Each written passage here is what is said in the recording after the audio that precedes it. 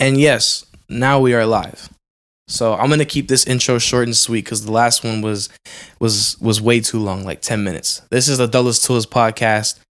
I am your host, Henry, aka Henro413, 413, El Cantante, and I'm here with a special guest of mine is my uncle Emmanuel, or our family calls him Nolo. Hello. What's up? What's up, bro? How you doing? You doing good? Chilling? Yeah, I'm doing all right, man. I'm doing all right. A little tired, so hopefully I'm able to, keep my trains of thoughts here and provide good answers and whatnot. So. Yeah. I just put the monitor on because I totally forgot about the whole hearing ourselves thing. Gotcha. No worries. This is a little new to me because the first episode I did, I didn't have the monitor. I didn't have the headphones on. Okay. So I technically really couldn't hear ourselves live while it was going on. I see. But now I can I hear it and it's all right. I'm making sure that I'm sounding good, that you're sounding good, everything. You know what I'm talking about. But yeah. So So this is the Dullest Tools podcast, right? Basically.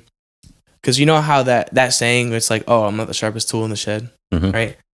That was the whole idea. Basically, if you come on this podcast, you're now classified as a dumbass. Okay, I see. I'm just playing. Gotcha. No, because we came up with it in high school. Me, James, Tyler, and Izzy, we came up with it in high school. Dullest Tools, because we're all goofy. So, Okay. It was stupid. No, that's a good name. I like it. Yeah. It's a good name. It's a good play on the word and the phrasing and everything like that. So I'm in love with our logo too.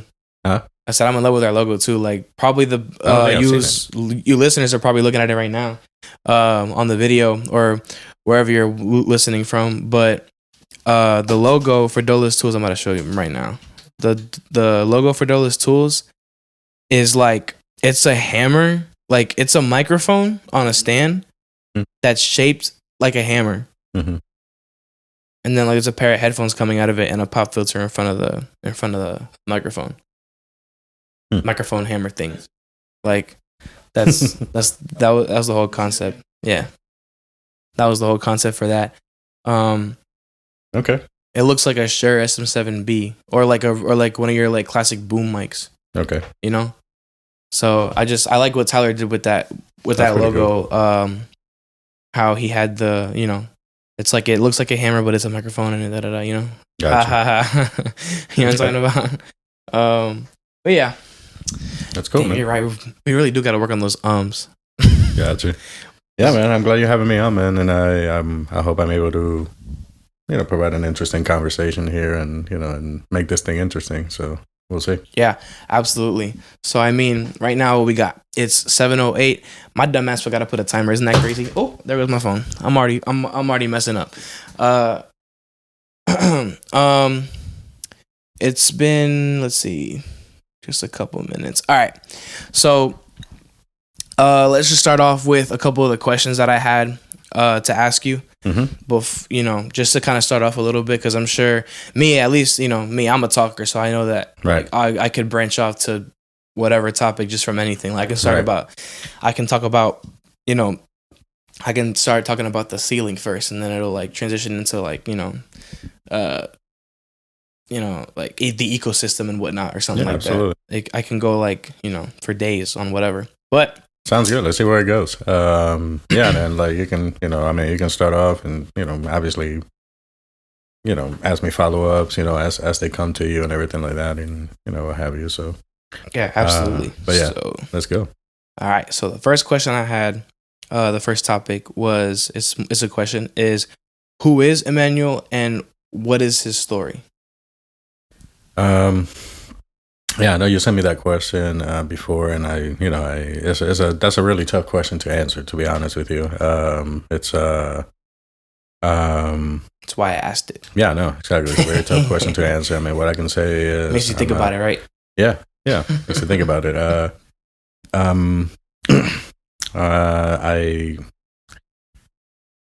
I like to think of myself this way, right? I don't know. Obviously, other people may perceive me differently, but I like to think of myself as somebody that's very humble, somebody that tries as best I can to be good, and somebody who cares a lot about family, somebody who, just wants to lead a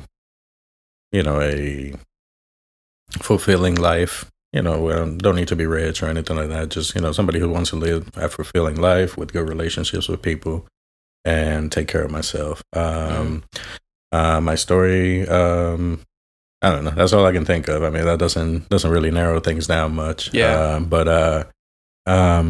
Nolo can also be classified as my uncle, because I don't know if I said that. You did mention it, yeah. You mentioned it earlier, yeah. Okay, yeah, he's my uncle, yeah. Yeah. So I am obviously, I've been around you your whole life, but I don't know how much you've gotten to know me, to be honest with you, because there's adults, we have a lot of different states of being, right? And basically, there's, we may, our family may only see a certain side of us, or certain things about us, or whatever. So this should be an interesting conversation, because I mean, you might find out some things about me that you didn't know. I don't know. Yeah, I was about to say, like, I'm sure I'm about to find out. Yeah, so because I thought I knew you, and then all of a sudden, bow, maybe I didn't. Yeah. Gotcha. What do you mean? What made you think that? Oh, no. I was just like, like that could be what's gonna happen. Who knows? I got you. Just depends on what you got to tell me. Yeah, we'll see. I could tell, because you probably got a bunch of those, like, uncle lore stories. Yeah, like, I bet you know this about me. I used to do this, or like I did this when I was this age, whatever. Yeah, I probably got some stories. I mean, I haven't killed anyone or anything like that. So it won't be that interesting. I don't think it'd be that smart to say that on recording. Gotcha. Like, hey, I've killed someone before, just admitting to a crime that you did years ago. I don't know. It depends on how long it's been. That's crazy.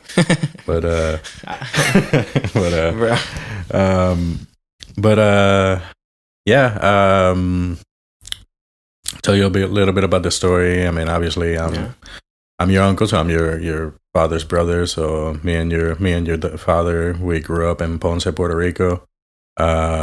We grew up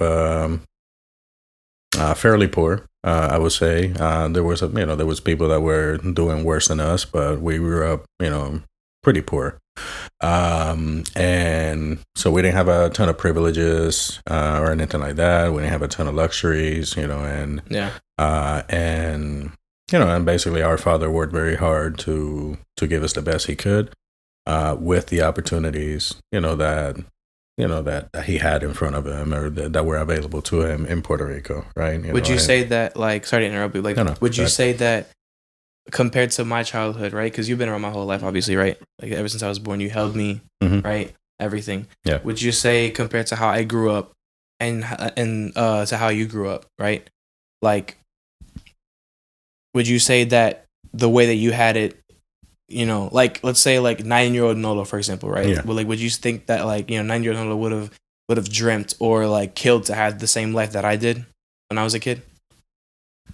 Yeah. I mean, to be honest, I mean, even though we were very, we were poor and we didn't have luxuries or anything like that,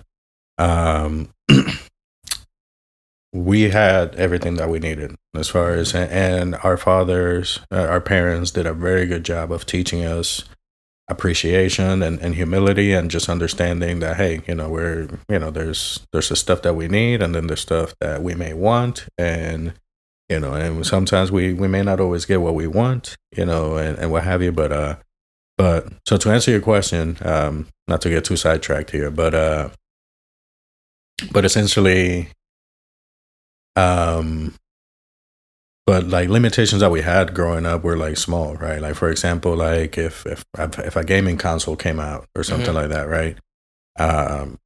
We wouldn't get it until like a year and a half, 2 years after. Ooh, you know what I mean? Yeah. Like it's like like when it first came out, like we would never, we couldn't afford it, right? And like we had to wait until it was out for a while, the price would go down and everything like that, and then maybe we'd be able to get it, right?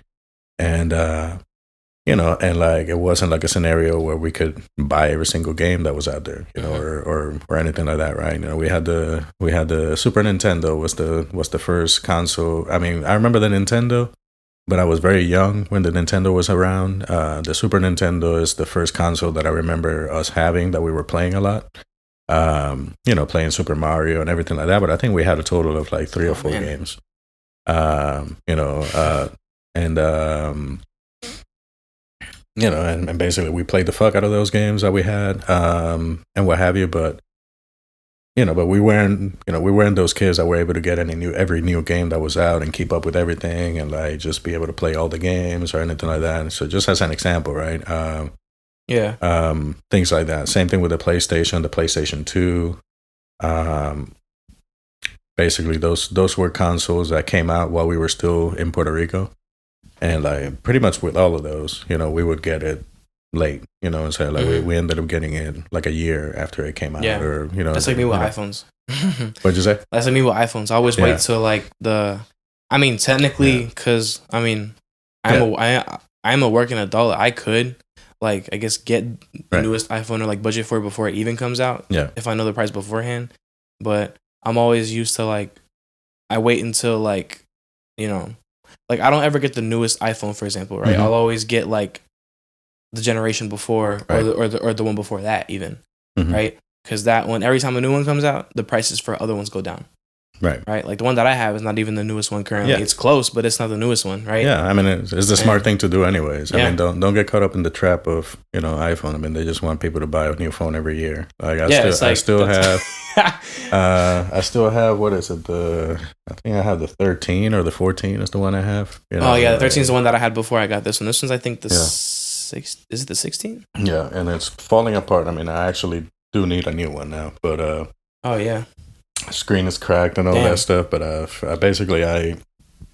with these things, not to get sidetracked again, but like, don't worry, it's okay. But it's all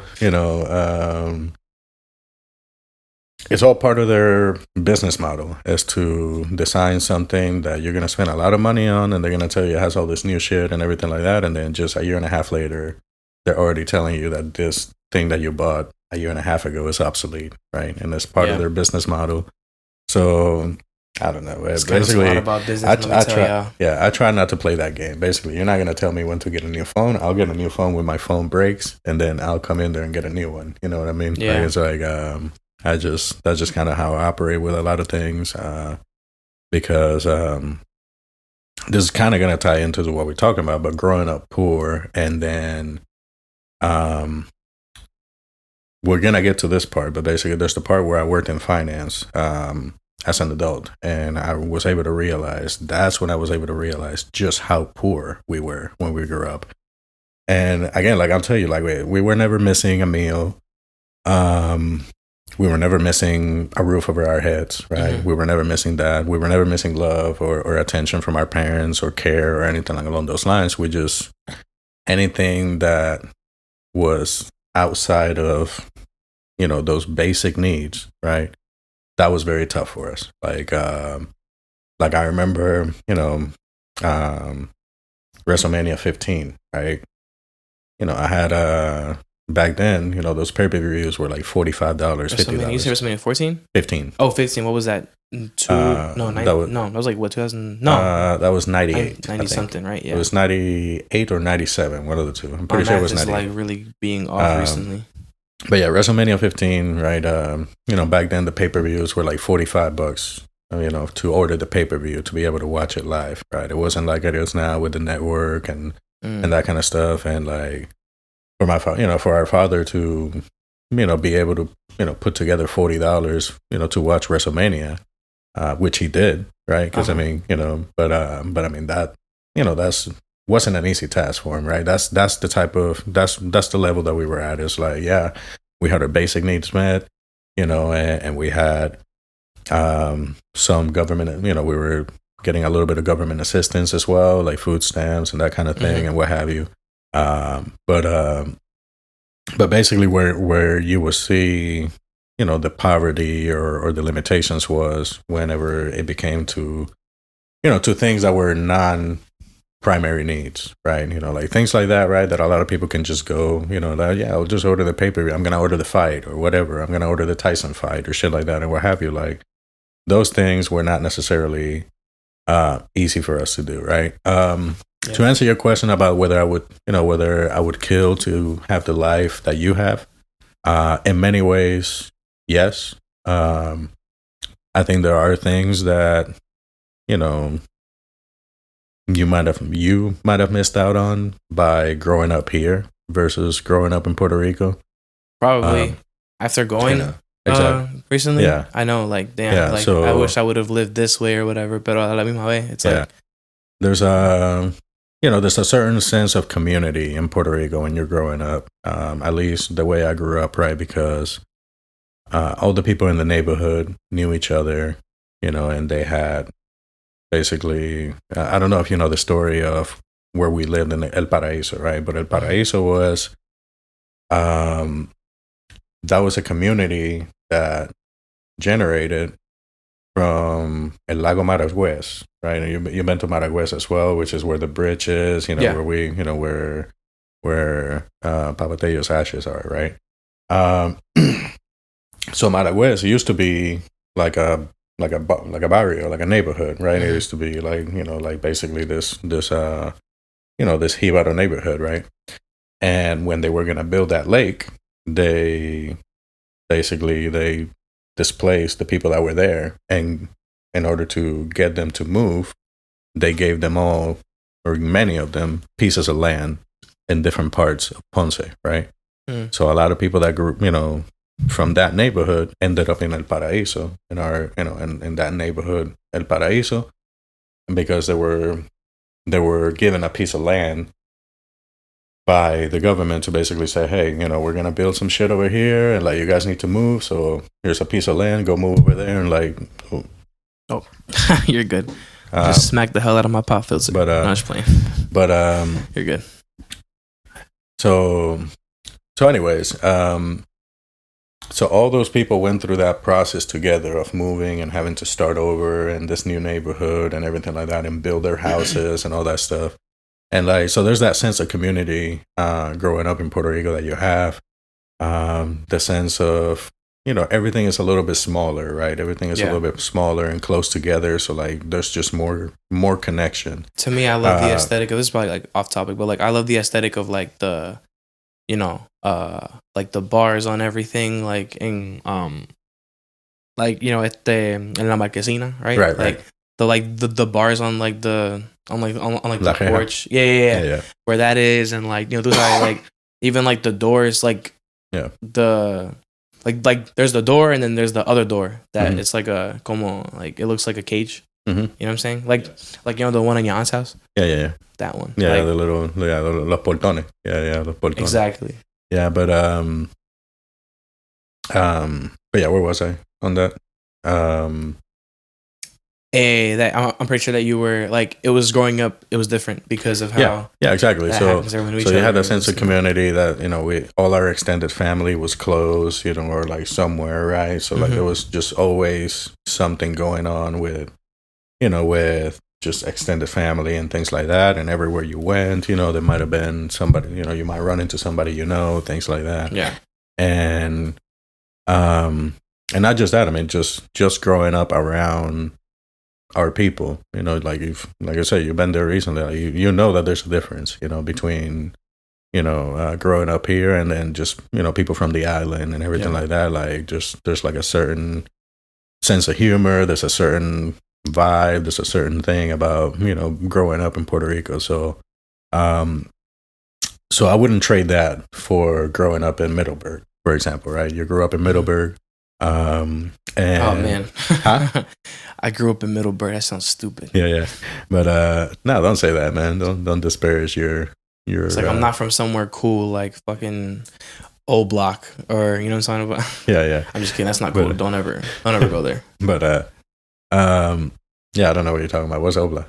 It's I think it's in Chicago. It's a hood in Chicago. Oh, okay. It's where gotcha. King Von is from and all that shit. Like, I see. Gotcha. But like I always say like I'm from Jacksonville, right? Yeah. But like I grew up, which I technically am from Jacksonville. That's where I was born. But like I grew up like more so in Middleburg, like in that area, I guess, like in the good area or like whatever you want to call it. Right. Like technically it's a good area, right? Like Middleburg or around there, and like I'm proud of like, where I was born, like, where I'm from, of course, right? Jacksonville, of course. Like, I'm proud of that. Like, I say that with my chest, right? I'm from Jax, right? Yeah. Born in Florida, I'm from Jax, right? Whatever. Right. But, like sometimes I fantasize about like, all right, like, what if I grew up in PR? Or at least spend a few years in PR and then move to Jax at some point or something like that, Yeah. Like, maybe I would have came out different in some ways, who knows? Maybe I would have been different in terms of character or personality, like in some aspects. Because a lot of aspects of your personality comes from where you grew up and like how you were raised. A big portion of it does. Probably the most of it does. It's basically your experiences shape you as a person. Wherever you grow up, or the people that you're around, or the things that you're being told as you grow up, man, all those things play a factor in the person that you become. And yeah, I mean, I agree with you on that. It's just you would be completely different if you grew up somewhere else. You'd be a completely different person. Some things will be the same because you'd be getting raised by the same people, right? Yeah. At the end of the day, you are who you are at heart, right? At your core, right? But like a lot of the things that you, or like a lot of the ways that you react to things, or the ways that you, I guess, handle situations, or whatever you want to call it, like in those aspects, like it's mostly all from like your experiences and how you were raised and stuff like that. Which actually brings me to my next question. I don't want to sound like I'm rushing you here, because trust me, we have time. But like I feel like it's a good time to introduce this question now, is because we're talking about experiences. What were some adult experiences that changed your perspective on life today? That I'm gonna extend it. That, like, for example, how old are you now? You are 38. 38, right? And me, I turned 20 a few months ago, right? I just hit my 20s. So it's like, what were some life experiences that you can think of off the top of your head, maybe, or maybe you have prepared, right? To say that you think that like it definitely changed your perspective on life as a 38-year-old, right? Versus when you were like my age, 20, or around there. All right. There's a few different experiences that I've had at different points in my adult life that have shifted my perspective in some way, or led to some kind of change, something along those lines, right? And one of the first ones, I mean, is the passing of my father, right? The passing of my grandpa. Yeah, your grandpa, Jose Henry Rodriguez Gonzalez, otherwise known as Cheo to family. Cheo. But me, as a baby, it was always, it's Papateo, right? Because I used to call him like that because I was a baby. Right. I knew him up until I was about 3 before he passed, I'm pretty sure, right? Right. A lot of people think that I don't remember him like that, but I do. Because like, I was so little or whatever, I don't have that much memory of him, but I do. I remember little bits and pieces, but I remember.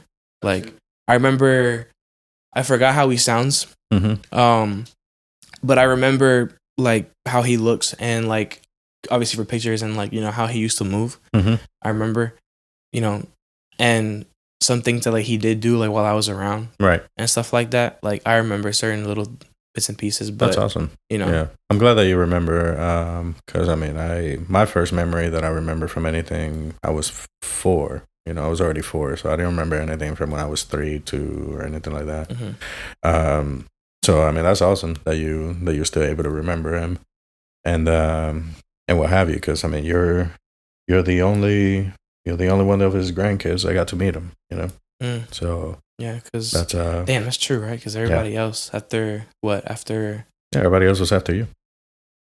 Yeah, that's right. Because after that, it was Samuel, pretty sure, right? My brother Samuel, and then Evelyn, Evelyn, and then Sarai, then the other 2. So, but yeah, the passing of his passing. At the time, I was 20 years old when he passed away. Your age, basically. Pretty much. Take your time. I got you. And so, and at that time, your father, he had already started his family with you, with you and your mother, and everything like that. So he was already out of the house, right? And so upon Dad's passing, he had left it up to me to somewhat try to carry on what he was doing. He died much earlier than we expected him to, right? He was 47 years old at the time that he was diagnosed with lung cancer. That was already basically inoperable, advanced stage 4 at the time that they caught it. So he was diagnosed in the summer. I think it was sometime in June or July. He was diagnosed, and he was dead by December or something like that. Or he was dead in January of the next year. Actually, I mean, the details are not all that relevant, but he started having symptoms in July that he noticed. He started having pains and things like that. He wasn't diagnosed until about September. Can I ask, like if you remember at all, like, how did he react? He himself. Do you remember how he reacted to that diagnosis? Like, did they tell him, like, oh, you have this much time, or?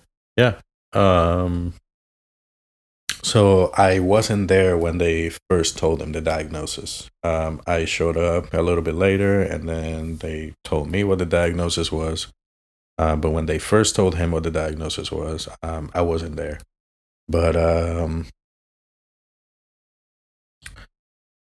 his reaction was, I'm trying to remember, but it was basically along the lines of, I'm going to fight this, and I'm going to fight this as best I can, and try to beat it, but we got to be ready, So he understood. He understood where he was. He understood how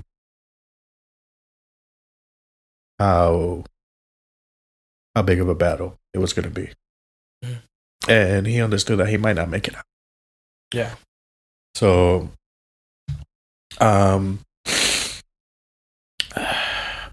but upon his passing, right, he had left it up to me to somewhat try to be the man of the house, right, with Mom and our 2 younger sisters, Desiree and Genesis. Okay.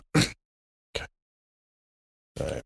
You're good. Yeah. I'm trying to get my bearings back, so I don't want my voice cracking the whole episode. But but upon his passing,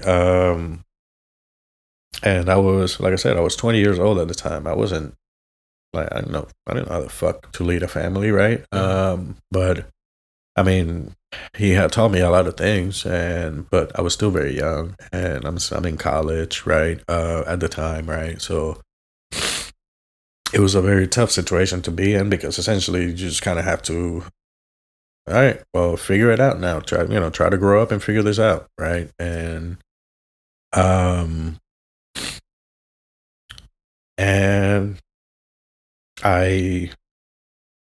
don't necessarily think I did the best job, to be honest with you. I was young, immature, and I think for those first few years there, I wasn't around as much as I should have been, and those things, and made some financial choices that were not good, not just for me, but like ended up affecting Mom and the family and everything like that, right? So I made a lot of mistakes after Dad passed away, and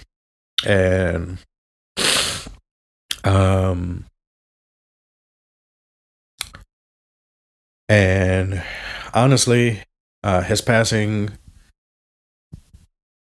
for the most part, sent me on a path of a little bit more selfishness, a little bit more wanting to just do what I want, kind of thing. Because I was so angry and bitter that a person as good as our father was, a person that worked as hard as he did, a person that loved his family as much as he did, um, who, you know, made the one mistake of smoking cigarettes all his life. And because of that, he was gone way younger than he could have been, right?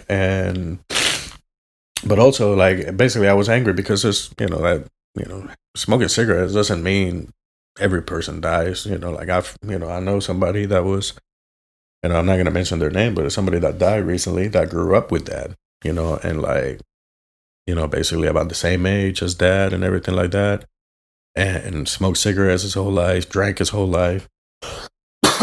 And he just passed out now in his 60s or 70s or some shit like that, right? So not everybody that smokes cigarettes ends up getting lung cancer at 47, right? But that happened to my dad, right? A person that was very good, a person that had faith, a person that, was humble, and just basically all he was doing was trying to do good and trying to provide for his family, trying to give his family a future. And that made me very angry. At the world, the universe, God, something like that I can't really imagine, because I've had my father my whole life. I'm 20 now, and well, God forbid, but like, it doesn't look like anytime soon my father's gonna go. He's healthy, he's doing well, he's working his ass off, and sometimes I feel like, I don't know if he realizes like how hard he really is working compared to others. Like, he says it, and like he knows, like, I'm working my ass off for my family, right? But sometimes I feel like he doesn't really know how much we see it, and how much, like, especially me, like, as a kid who, because let's face it, I'm still a kid, right? Like, who probably has done a lot of dumb shit, and like, who was pissed him off plenty of times, right? Like, sometimes I feel like he doesn't know that I know how hard he's working, and like, that I see that. Well, that's amazing. If you don't tell him often enough, make sure that you tell him. Because I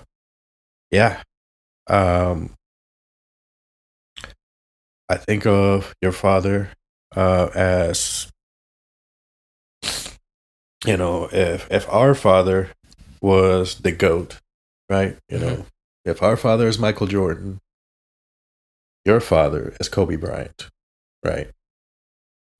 He has been able to replicate so much of what dad used to do. And I'm nowhere near as good as your father is at just staying on it, and just basically just waking up every day, just doing what needs to be done for the family, and just working hard and understanding that, hey, this is just what needs to be done, and it doesn't complain about it. He's not bitter about it. He actually enjoys the fact that that's his purpose, is to be here, and is to take care of you, take care of Sarai, take care of Samuel, take care of Yari, take care of Janet. Like, that's his mission. That's the mission that was placed in him. As far as, like, that's what he saw in our father. Our father did everything, to not only provide whatever he could for us, but to try to also address, our father was, like I'm glad that you notice how hard your father works, because 99% of fathers out here are not doing what your father's doing, or what my father did, and I can only hope, right? We're gonna get to the question about fatherhood for me too. Yeah. But I can only hope that I'm a fraction as good as my father and your father is. Yeah. Absolutely. That was gonna kind of bring me to that too, because like as much as like maybe, because thinking about it sometimes, like maybe I feel like, which I know the feeling of not feeling like you were ever enough for anybody, but like seeing you become a father, like if this is not like too much of a touchy subject, because I know that, like, you know, that's your son, so I don't want to, like, you know what I'm saying, is it okay? Yeah, if we, absolutely. Like seeing you become a father recently, right? Yeah. Like not only like has, like, you know, for me it's been like a blessing to like, you know, have him in the family. Like, you know, to me, like, you know, I love him, right? Like the moment I met him, I was like, that's my cousin, you know what I'm saying? Like, I never thought I'd see the day where like you, like, you know, like my cousin Nolo's kid, right? Right? It was like a dream come true, sort of, because I've thought about that like for a long ass time. Pero sorry, I'm getting sidetracked. But like not only, or I get that feeling of not being enough, but I feel like you should, if you do feel this way, right? I feel like you should understand that like what you're doing right now is you're replicating your father in terms of what he did and what his mission was. You're succeeding at that. I don't know if it looks like it's you yet or not. Because I know he just got here. But like you're already doing it. Because, you know, you like, you know, look at the plates that you have. Look at the, you know, like he gets fed every night, right? He sleeps every night. He has clothes. He has a roof, right? He has everything. Right?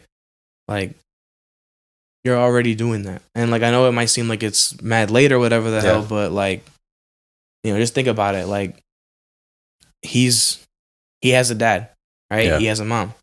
He has a sister. Right? He has, you know, he has what a lot of people don't. Absolutely. And you gave that to him. So my father died in 2009, which is, how long is that? 16 years ago, 17 years ago, almost. 17. About,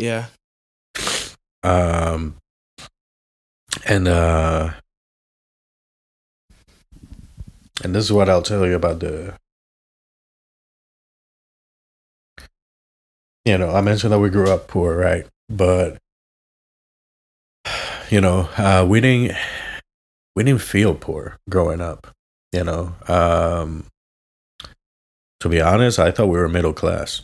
You know, growing up. You know, because we had everything we needed, and like dad would fucking find a way to, like, you know, do upgrades to the house, and like the house would look nice and everything like that, and what have you. You know, like we grew up, you know, I grew up thinking we were middle class. Like I didn't grow up thinking we were poor, right? And that was all dad. Dad was able to do that. Dad was able to, you know, go out there and work his ass off, and then still come home and, you know, like make sure that our needs were met. Not just, you know, not just the roof, not just the food on the table, you know, not just that, you know, not just bathe, you know, get you know, us being bathed and being taken care of, you know, with mom or anything like that. Not just those things. It was like, you know, the emotional needs, the psychological needs, the being able to understand, you know, 4 different kids, 4 different ages, be able to speak to all of them differently, you know, in a way that he could, you know, connect with them and everything like that. Like, you know, our father had a lot of empathy. I think he's an empath. So he's somebody that he was just able to just kind of be able to feel, you know, how to navigate a situation with his, you know, with his kids. And like, I kind of lost my train of thought there on that. But where I'm trying to go with this is, we grew up poor, but, you know, our father and our parents gave us so much love, so much, you know, so much teachings and everything like that, that we, you've heard the term generational wealth, right? Mm-hmm. Right. That's when somebody makes enough money to where like the next generation, the generation after that, and the generation after that, they fucking make money because this guy made a bunch of money, right? Well, we didn't necessarily have generational wealth. When Dad passed away, there was a small life insurance policy that we collected on, which wasn't much. And when I talked about financial decisions, part of that was mismanaging that life insurance policy, and that was my responsibility, and I take the blame for that.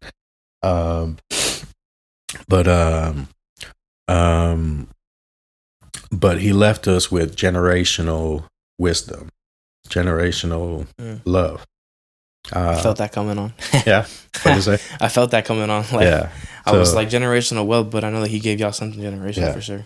So, and I get it from my or not get it, but I hear it from my dad a lot. Like, my dad used to tell me this. My dad used to tell me that. Right, and like I mentioned, right? I mentioned I was 20 when he passed away, right? Yeah. Right, 2009. Yeah, I was 20. I might have been 22. I don't know. I might be confusing the dates. I think I might have been 22 when he passed away. Right, 2009. Yeah, I was 22. But I was 22 when he passed away. I'm 38 now, right? I've gone on this journey of 16 years, right? Of, trying to pursue like individuality and like things like that, and like not really settling down, not really, starting, major relationships, and like not starting a family and all this stuff. Yeah. Right. And I've gone down this path, right? Very different than Ricky, your father, right? I've been exposed to a lot of things.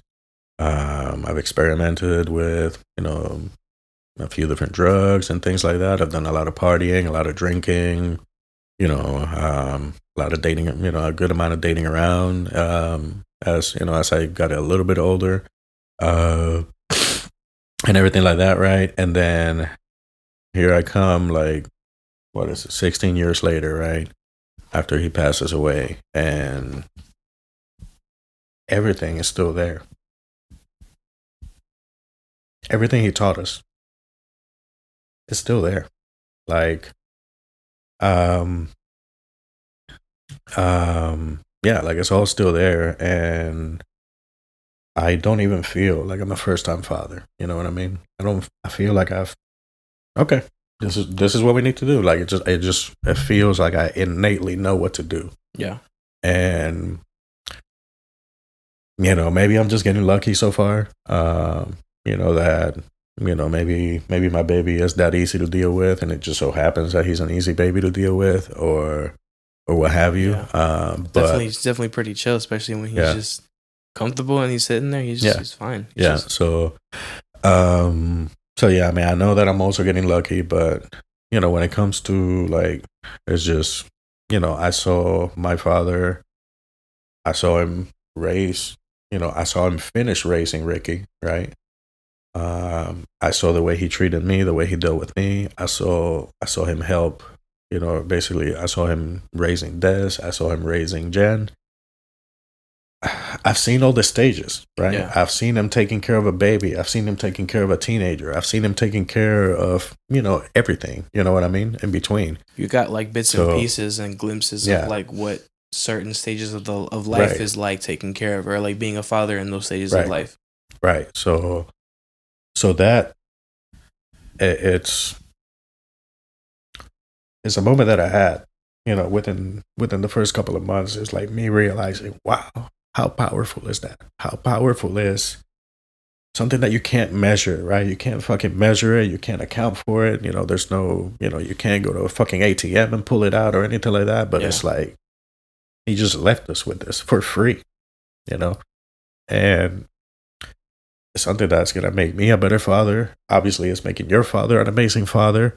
And because he's an amazing father to you, whenever you're a father, you're going to be an amazing father, right? So, and it's just powerful, man, because it's like, I was kind of thinking, I'm like, this is the family business, right? The family business is good fathers. You know what I mean? This is a family business, right? And yeah, man. So like now that I'm a father, right, and I'm glad I've gone through the experiences that I've gone. I'm glad that I got to the point where it's like, you know what, it's time to go ahead and start a family and everything. I'm glad that I was ready because that also has helped me feel prepared. So I'm glad that I waited this long. I'm glad that I've that I've been able to have my life experiences and everything like that, right? You asked earlier, other, experiences that shaped my life was a lot, traveling. Traveling changes your perspectives a lot on things when you start seeing other places, the way other people live and everything like that, right? Traveling changes perspective a lot. So I wanted to get back to that as well. But when it comes to parenthood, it's like, to answer your question, right? I mean, I think I might have misspoken. Like, I definitely don't feel like I'm not good enough to be a father because I feel like I was left with all the tools necessary to be a good father. Yeah. But what I'm saying is what I was saying is like, if I can only be a fraction as good as Ricky and my father was, I'll still, like I said, I don't even need to be as good as them to still be a very good father. Yeah. You know what I mean? Like they just do, and if you have you ever heard the song No Basta? With Franco De Vita. Have you ever heard that song? Maybe if I hear it. By ear, no, I'm not gonna sing. But so yeah, I'm not gonna sing. But that's my job. Yeah. But anyways, it's a song about parenthood, and like I'll send it to you later. That way you can listen to it. But it's just basically it's a mindset. It's a mindset of when you're a father, you have to do, like, to be a good father, you have to do above and beyond. It's not just about the roof and the fucking, and the, and putting money in the bank account and shit like that. It's not about leaving them money, to, when you die or anything. It's not about that. It's about being there to try to guide, to just, it's about being present, being fully involved, being fully all in on that. But yeah. Also, I mean, other things that have shaped my experience in life was, like I told you, when I started working in finance and started talking to clients and things like that, I started realizing, not everybody is broke. Not everybody has bank accounts, that barely have any money in them. Like, there's a lot of people out here that have a lot of money, and like, and shit like that. And like, that's, gave me the perspective of, just how poor we were growing up. That's, and also gave me a perspective of, okay, well, there's work to do here because, I'm looking at these people's accounts. These are people that worked X amount of years. They put X amount of money away, and now they're in a situation where, where they have financial independence, right? So it gave me something to aspire to when it comes to finances. It gave me the example that, okay, not everybody has to be broke their whole lives. Like, some people can be broke and then get out of it, by working hard, making good decisions, saving money, maybe picking the right investments, and then with some kind of luck, sometimes with some luck, people are able to break through and get to the other side. And that was something that, shaped my experience there. And there's two people that I met while working in finance that helped shape my, basically, I told you that I was going in this direction of selfishness and bad decisions and things like that, right? And there were two people that I met that in different ways help change my perspective, right? I'm not going to mention their names because basically I don't know if this is going to get released, and I don't know if they would want their names out there or anything like that. I mean, I don't think they would mind, but just in case. I'm planning on releasing it. Yeah. Just like the first episode. Because as of today, April 7th, 2026, right? The first episode hasn't even been released yet. However, like, I'm trying to get that in the works. Right. So, I mean, yeah. Hey, but anyways, Yeah, but anyways, right, I won't mention their names, but this one individual that I met, right? He was 19 years old at the time and somehow finagled his way into getting a job at Merrill Lynch, a financial firm that I was working on at the time. And he was doing so while working, he was working full time while going to school full time at UNF. He was working on his finance degree at UNF, right? So he was working, this kid was working very hard. And and what I saw in him was parts of who I was before my father passed away. Because what the part that we didn't get to when who I am, how did you grow up, and your story was, I was smart as shit. Like as far as like I'm in school amongst my peers and everything like that, I was very advanced, very smart. Like teachers would say it all the time to the parents. Like anybody that would spend some time around me would tell dad or mom, "Oh, this kid's brilliant," and blah blah blah. Like I was a very smart kid growing up. I did very well in school, straight A's, 4.0 GPA all throughout school in Puerto Rico, and most of high school straight A's. I think I had maybe a total of like 2 B's and 1 C. And those were just for a quarter, right? It wasn't for like the whole, semester or anything like that. It was just for a quarter when they were doing quarters. You're better than me, that's for sure. Right. So I was very smart and also very driven, because of dad. We had this drive to, hey, like we're poor and everything like that, but like you're very smart. You can go out there, you can make something of yourself. You can make, you can make it, basically. He had put that into all of us, into Ricky, into me, and everything like that, right? And when he passed away, right, it's like I lost my cheerleader, right? I lost the person that was giving me a reason and the motivation to like get out there and like try to make something of myself, right? So I went down this weird path where I was just kind of fucking around and like gambling, playing too much poker, and and like just not focusing, not doing the things that needed to be done, not making good decisions, right? So fast forward a few years later, I'm working at Merrill Lynch, right? And I meet this person, right? And and what I saw in him was like who I was before my dad passed away, right? This dude that was like very smart, very driven, just, hey, let's go get it, and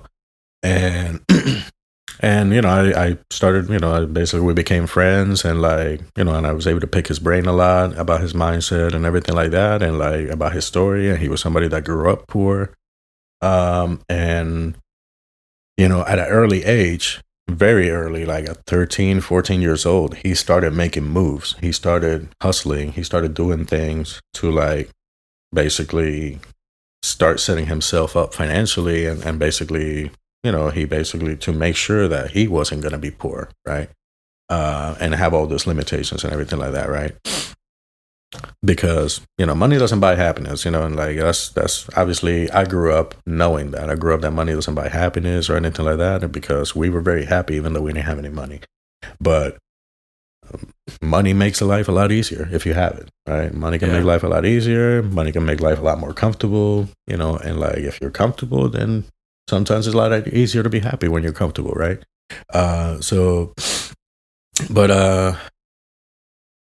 But anyways, so I meet this, this guy, and I started, and what I started to see is like, okay, because I had that bitterness of, man, my dad worked his ass off and blah, blah, blah, and he died penniless, and like, this shit, right? Like, I'm basically feeling like people don't get rewarded for hard work, is how I felt, for a few years there after my dad passed away. And then I meet this person, and like, and we became friends, and I started seeing, I'm like, oh, okay. This is somebody that, this is an example that hard work can pay off. Hard work can turn things around. Hard work can make, somebody jump from poverty to financial security, right? Yeah.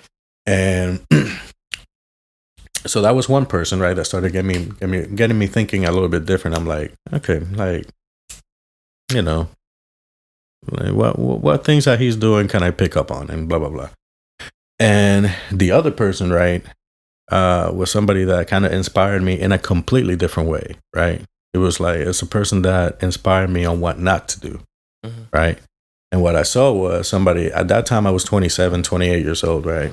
And what I saw was is met this guy also working at Merrill Lynch. And this guy, at that time, he was the age that I am now, right? So he was 38 at that time, right? How are we looking on time? Oh, good. We're at 55 minutes. We got another hour left. I was gonna say 1 hour, but let's. Gotcha. Let's keep rolling. Yeah, let's go. Gotcha. So I met this other guy, right? And this guy was 38 years old, and at that time I was 27, right? He was 38 years old, and what I noticed with him is like he had a very similar personality to me, or to the personality that I had at the time. You know, a personality of very combative. I would clash with people, anger problems. I had trouble working with others and things like that, right?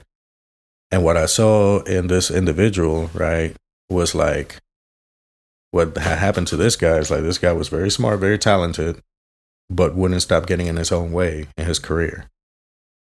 And because of that, he was stuck in a really fucked up dead end job, and like he had burned so many bridges that, he was, people were not promoting him or anything like that. So he was just stuck. He was just stuck in a life that was not very fulfilling to him. And what I saw was like, okay, so this is where I can end up if I don't figure out a way, to like correct some of these flaws that I have, right? If I don't figure out a way to correct my anger problems or the way I work with people or, or like my own work ethic or like how I do things, right? I can end up like this motherfucker right here. Yeah. Divorced, working a dead end job, nobody fucking gets along with you and everything like that, right? And it's that, between those two guys, right? And I met him around the same time. I think I met the one person first, and then I met the other guy about a year and a half later. And like between seeing those two guys and working with those two guys, again, for completely different angles, right? Both of those guys helped me become a lot more introspective about myself. And from there, I started going to therapy. I started, seeing a psychologist and everything like that. And I started doing a lot of self-development work. And that's, I would say that's when I started to really mature as a person, as an adult. And this was in my late 20s. It was I was like 27, 28 when I started this process, right? And my mindset shifted in a completely different direction at that time of, let me learn as much as I can from this guy that's working hard and making things happen, right? And let me do as little as possible what this other guy's doing, right? And through, being around, this friend of mine, right? I started making connections with other friends that, with other people that have similar mindsets and everything like that, right? And it just basically starts showing you what's possible when it comes to financial independence and things like that, right? So those people were very instrumental in changing perspectives and like helping shape who I am now. Because there was a lot of growing up to do, and like like I said, very, I still have a temper, but back then, my temper was getting in my way a lot. So those were some experiences that were very, very instrumental in shaping me. Also, another thing, and this one has had a mixed effect on my life, right? It has had some good things and some bad things, and that's the game of poker. Game of poker and gambling. I don't gamble on anything else, right? I don't gamble on sports. I don't gamble. I don't consider myself a gambler. I consider myself somebody who plays poker, right? And I consider it a game of skill that has a chance element to it, but over the long run, skill, when applied properly, leads to profitability in a game like poker, right? And there's people that play poker for a living. These are things that are real, right? And so being introduced into that poker world, I was able to, because I grew up with the whole, okay, go to school, then go to college, then get a job, and then that's it. Like that's kind of how what the path is, right? And like the whole shoehorn of everybody has to go to college, and then everybody has to get some kind of job working for a company, right? Yep. What I saw was in the poker world, I started meeting a lot of entrepreneurs, a lot of people that own their own businesses, a lot of people that basically didn't have a regular 9-to-5 job or were making money in different ways, and people that had money invested and things like that. I started meeting a lot of people, and basically it exposed me to being able to know that, oh, okay, well, like there's different ways of doing things, and like maybe, like not everybody needs to be an employee. You know what I mean? Not everybody needs to be, some people can just start their own businesses and things like that, right? So, and not just that. I mean, the game of poker is something that I really enjoy. The competition of it, I enjoy the analytical aspect of it. The calculations of it, and I also enjoy the human aspect of it. Right? We talked about, my father being an empath. Right? I believe I'm an empath in that I'm very capable of picking up people's, where people's mind might be at, where people's, emotions might be at, or something like that, right? And that's something that's very, very instrumental at a poker table, right? So, yeah. So those, there's been some good things because, poker is kind of a metaphor for how life works, right? Mm-hmm. It's like life is just a series of decisions that you make with incomplete information, right? And basically, and you're hoping that you're making the best decisions along the way. And on the cumulative sense, right? Generally speaking, the people that make more good decisions are going to have more success in life, right? And the people that make a lot of bad decisions, those bad decisions add up, and like your life goes in a different path, right? And that's how poker is. Poker is a game of, you're presented with this situation and you got to make whatever the best decision you can make about this situation with the limited information that you have, and so the game of poker is something that, I feel has helped me understand life in some kind of ways, in terms of understanding that, hey, sometimes you make all the right decisions and you just get unlucky, sometimes that happens, right? But again, with the perspective of overall, if you're always trying to make a good decision, overall, you're going to make more good decisions and you're going to end up getting lucky more often, right? Okay. So, because poker is not all about just luck, really. It's just, what you call it? Like, it's not just luck. It's more skill in the sense of like, like you have to really know what you're doing in the game, right? And how everything else, like everything in the game works. That way, you can make the right decision at the right time. Right. But then, of course, there's the negative side of it, right? That your ego gets in the way, and your ego starts leading to making negative decisions or bad decisions around the game of poker, right? Mm-hmm. And things like that, like playing games that are too big that mathematically you don't have the money to play, right? Or playing longer than you need to, or like not, basically things like that, right? You may end up making a lot of bad decisions.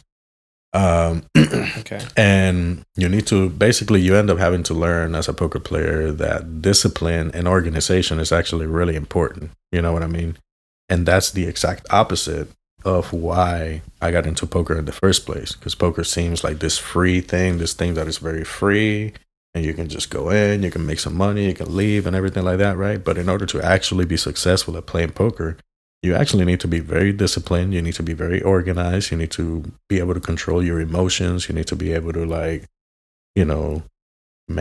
make tough decisions, be able to know, hey, it's time to get up and go, rack up these chips, book the win and things like that, right? So, and that's something that in my 20s, I wasn't good at doing any of that. You know what I'm saying? I wasn't good at being disciplined or organized or any of those things and what have you, right? So that's how I end up making a lot of bad decisions. Like, even if you're a good poker player at the table, if you're making bad decisions off the table, then you can't succeed. And so that game in many ways has been a huge part of my life. Some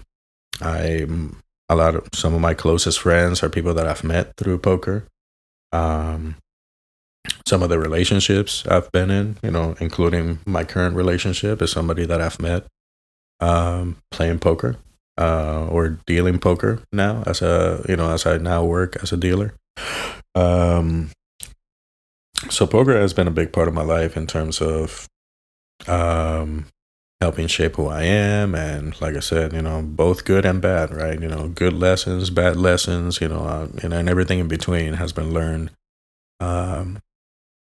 through the poker world, through being in there, and what have you. I mean, it's just, and that's probably one side of things that you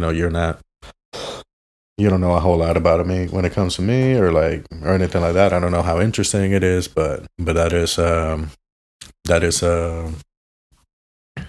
like I said, that is a part of my life that a lot of people don't really know much about it unless they're players themselves. And it's a huge part of who I am as a person. It's just my experiences, friendships, relationships, things like that have come out of the game of poker.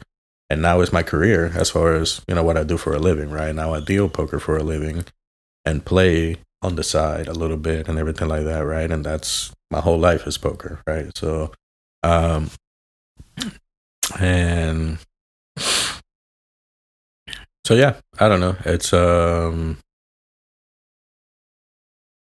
don't know. I think that's all I have when it came to that subject. But yeah, those are some of the things that have shaped who I am and everything like that.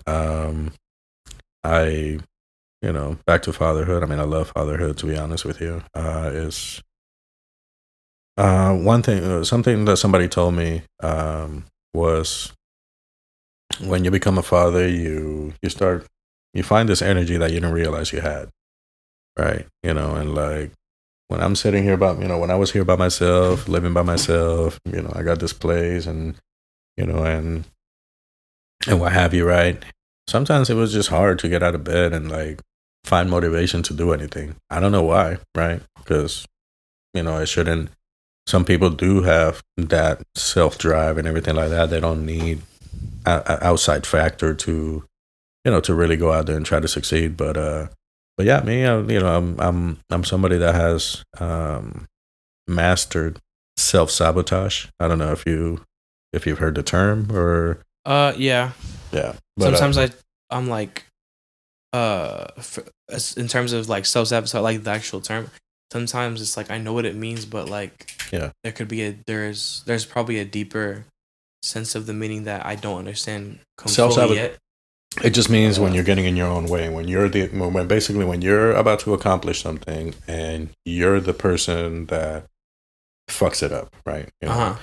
And and I like I said, I developed that pattern of self-sabotage for a long time, and it's still something. It's a demon that you fight your whole life to try to realize. All right, try to be able to recognize when these ideas that are coming to your head are actually not good ideas, and ideas that are gonna destroy the good things that you're doing and things like that, right? It's a very it's a very weird thing, man. The human brain is a very weird thing. So it's just it's crazy the way that it works, and basically you kind of have to hack your own brain sometimes to be able to kind of function in life and everything like that, right? So yeah, I don't know. Those are kind of the things that have shaped me. It's like growing up in Puerto Rico with that community, growing up how we grew up, growing up with the family that we did, and the teachings and everything that all those values that we grew up with, and then we moved to the States, and everything is completely different over here, and yeah, and like I said, I'm we're still out there. Go to college. Father passes away. go crazy for a few years and like, still relatively functional. Still was able to hold a job and things like that and pay bills and what have you, but still fucking all over the place, right? Mm-hmm. And then, like I said, while I'm working at Merrill Lynch, I meet certain people and everything like that. I start moving in a different direction and became very much interested in self-development, self-understanding, and self-help, essentially. Yeah. So, anyways, I don't know. I'm ranting over here. So go ahead. It's kind of the point. Yeah. It's a podcast. I mean, yeah. Like, what I will say right now is like I'm glad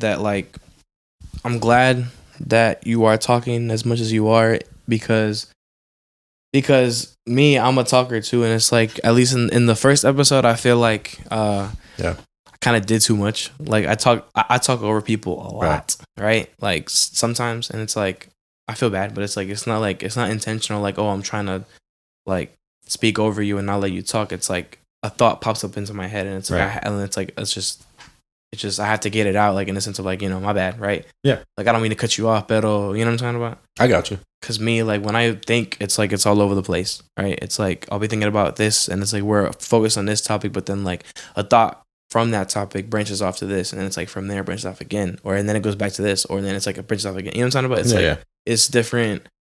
It's a whole web of like thoughts and stuff like that. I don't know, like the way that I think it's weird. Yeah, I mean, like I said, I listen to a lot of podcasts, and that's one of the podcasts that I like the most are the ones that are not all that structured and it can go anywhere and everything like that, and people just have open conversations.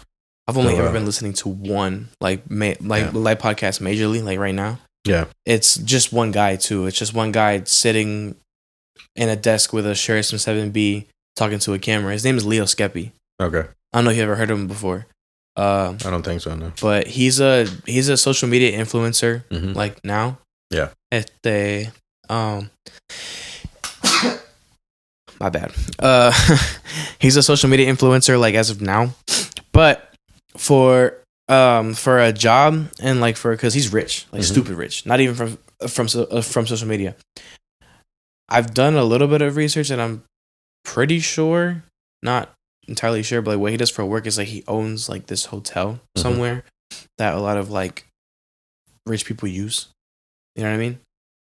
That's how he makes a bunch of money or whatever. Yeah. But he's a very like intellectual dude, right? Like, oh my god, like I hate. It's all good. It's the filler words for me, man. Yeah. But he's stupid rich, and like he he's very intellectual and like really smart, street smart, and like finance smart, if that makes sense. And he has this podcast. It's called Aware and Aggravated, right? Leo Skeppy. It's just him just sitting there talking about his experiences, current experiences, different things about the world, let's say, stuff like that, right? Yeah. His opinions on like his big a big thing with him is like relationships, right? Like I love a lot of the things that he says about relationships. Like he teaches you how to kind of be hard and kind of like not let somebody walk over you and do that kind of stuff, and just to stick up for yourself, and to deal with relationships the right way, in the sense of like, if someone hurts you, this is how you should deal with it, right? Not like, and some people could probably listen to him and be like, oh, like it's not like he's doing too much in terms of like, cause there's some parts where he says like, oh, like these people that do this to you don't deserve forgiveness. You don't have to forgive them, right? And it's like, oh yeah, it's kind of harsh, but like at the same time, it's like he's teaching you how to be stronger and stuff like that in those aspects. And he also has certain morals that it's like, like, like at least for me, like I agree with a lot of them, right? Sometimes it's a little over exaggerated, like, but what's his name? His name is Leo Skeppy. So like Leo and then Skeppy, Skepi. Dude, this guy. It's pretty cool. At first, I was like about him because I didn't know a lot about him, but once I like got to know him a little better, like, and this is like who he is and how he is, it's like Leo. Okay. What is it? Skeppy. Leo Skeppy. Skeppy. Skepi. Yeah. He's looking it up on his laptop right now. Shit. It's pretty cool. But I listen to his podcast a lot, like constantly. Like when he puts out new episodes, it's like, because they're short, you know, it's like most of the time they're like at least 40 minutes or an hour, right? I think the longest one he's ever recorded was like an hour 14 or something like that. I want to start getting into the Joe Rogan podcast. Yeah. But at this point, he's had so many freaking episodes, like with so many different people, that it's like I don't even know where to start. Yeah. You know? But I see clips of it and it's like, damn. But at the same time, my patience, like my attention span is kind of weird. It's like, Leo Skeppy for me for some reason. I think because the episodes are short and I listen to them while I'm working a lot. Mm-hmm. So like I'm kind of doing stuff while I'm listening, which kind of helps me focus more. Yeah. Like I don't know what it is, and maybe because it's also like he talks about a lot of things that like I relate to as well. Like, but like my attention span with like other podcasts that I try listening to, it's like, bro, sometimes I can't listen to it for more than 40 minutes without like, okay, like I got to change it to something else because it's like I don't know. Yeah, I mean that's sometimes you break it up. Like I mean, sometimes I don't listen to all my podcasts, you know, all in one sitting. It's not like I'm not interested, but it's also like, you know, I don't know. Because Joe Rogan is cool. Don't get me wrong. Yeah, the Rogan podcast is good. He's got a shit ton of episodes. I mean, a lot of the episodes, basically, a lot of the people that he has on now have already been on before. Yeah, like Elon Musk. I noticed that. And what have you. I mean, the Elon Musk episode is a good one. What's that other comedian that like? He's a comedian. Tim Dillon. No, David Schultz. That guy. Andrew Schultz. Or wait, is that his name? Andrew Schultz. Schultz. My bad. Yeah. But I don't know him that well. It's a good podcast. I mean, because it can introduce you to a lot of different topics, right? And you know, and so it can introduce you to a lot of different topics, and then you know, spark some interest. And all right, well, shit, that's kind of interesting. Let me listen to that person's podcast, and you know, learn more about this or learn more about that, right? So it is. I mean, it's a good podcast. I mean, I would just start. I would listen to any episode that he has with Jordan Peterson.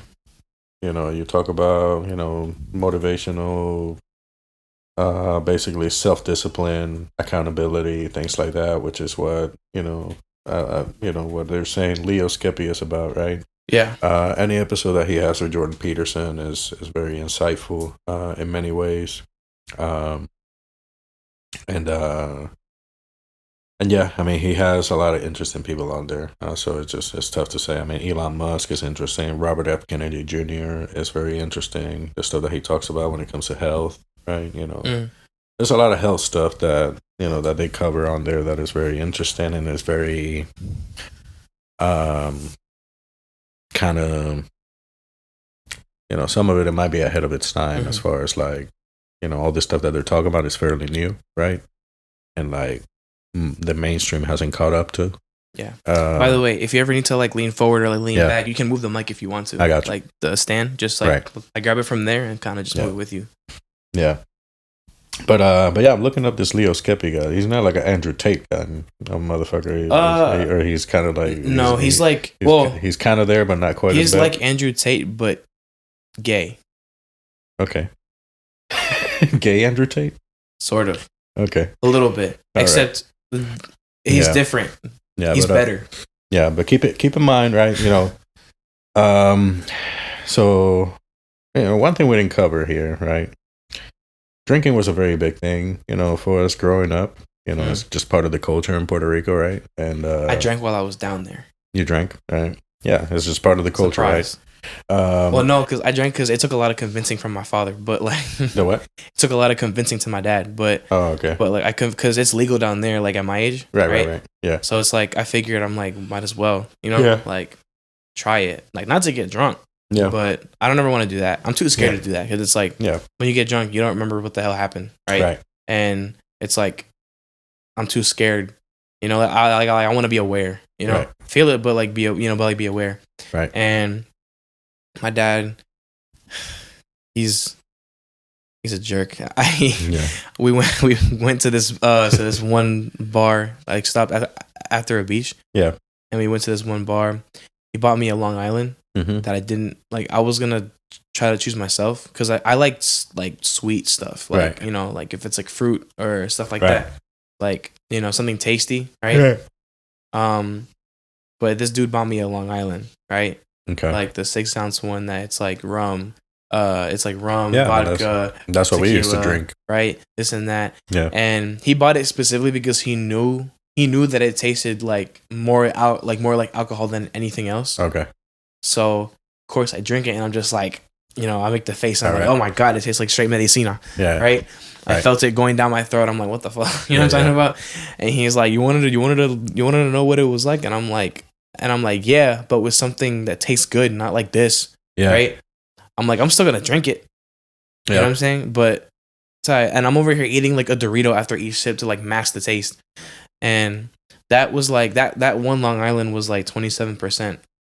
According to online, it was like 27% alcohol, like from that 6-ounce drink. I believe it. So I felt it. Don't get me wrong, I felt it, and that was enough. I said, like, you know, okay, I'm like, you know, after this, like, I'm not gonna ask for no more because I was like, I'm gonna stop here because I'm in the car and I'm like lifting my hands up and going like this, and I couldn't even keep them up for more than 3 seconds. Yeah, it's so growing up, right? Like you basically, like you said, right? You go to Puerto Rico. You've never had a drink over here, right? But you go to Puerto Rico and like somebody fucking ends up talking your dad into letting you drink, right? No, I talked my dad into letting me drink. Right, but but in any case, right?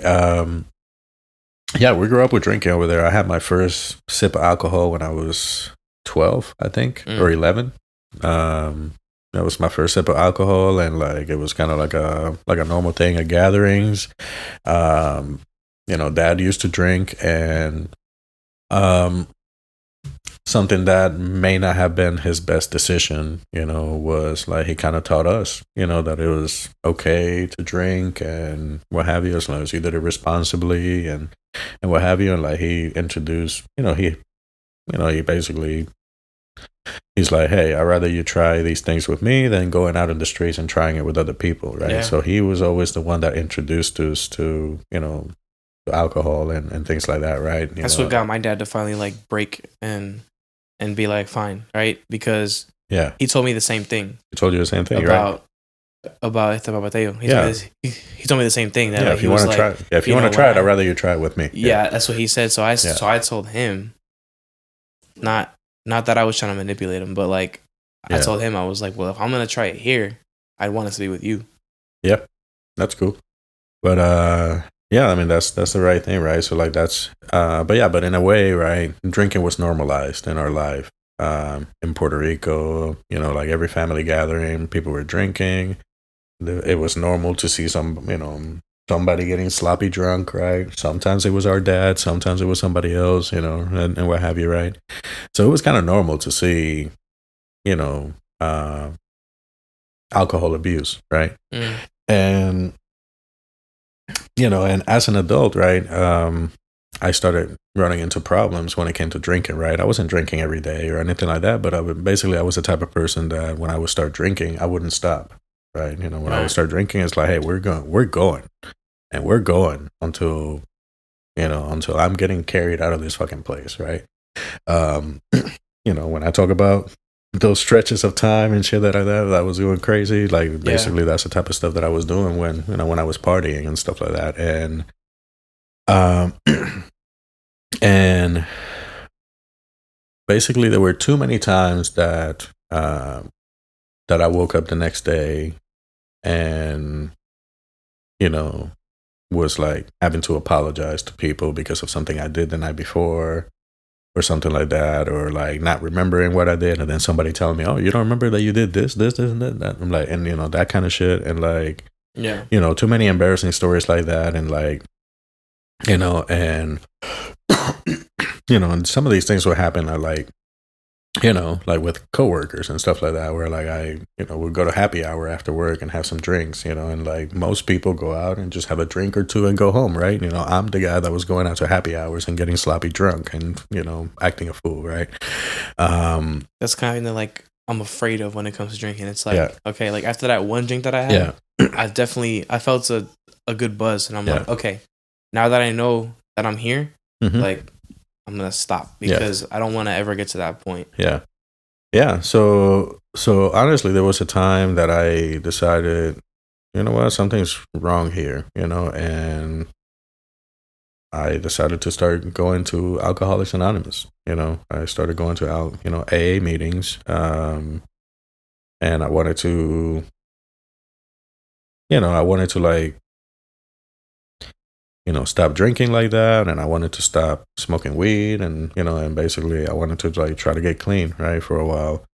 And when I did Alcoholics Anonymous, I realized, like a lot of people's stories started very similar to mine in terms of, yeah, I got introduced by my dad, or around the family, and blah blah blah, and it was normal, blah blah blah, and all this stuff, and then these people develop a debilitating alcohol problem that destroys their lives, right?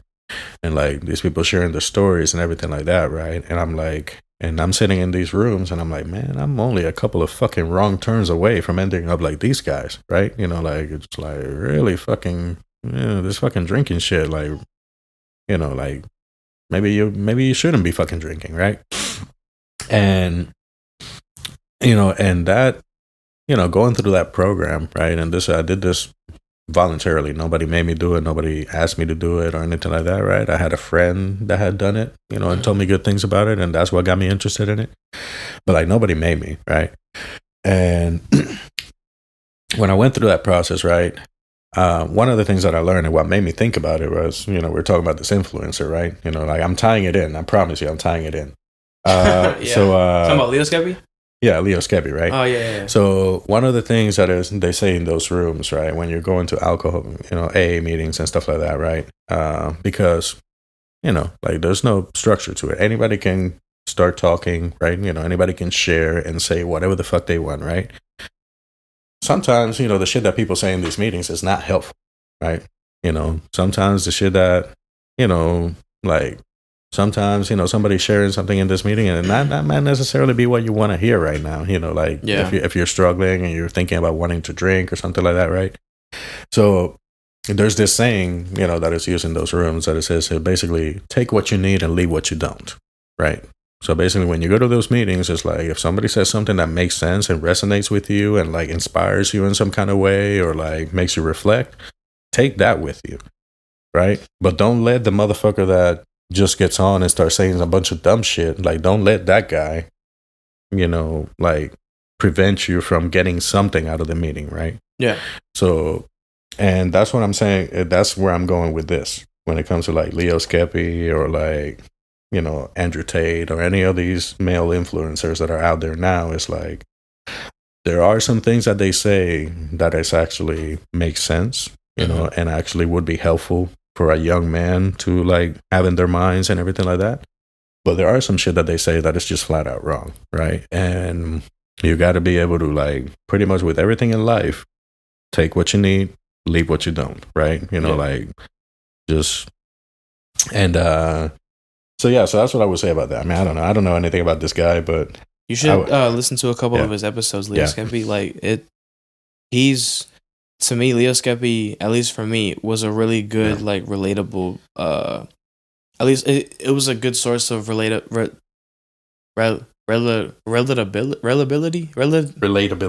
That's what I said. Relatability. Yeah. It was a really good source of that because. At least for me, it's like in my stage of like where I'm at in life right now in terms of like certain aspects. He speaks to me to a certain level where I'm like, okay, I'll go to work and I'll pull up the Aware and Aggravated podcast and I'll scroll to the last episode that I was on and I'll be like, talk to me, Leo, and then I'll just play it, right? Yeah. Because if it works, it works. It's stuff like that.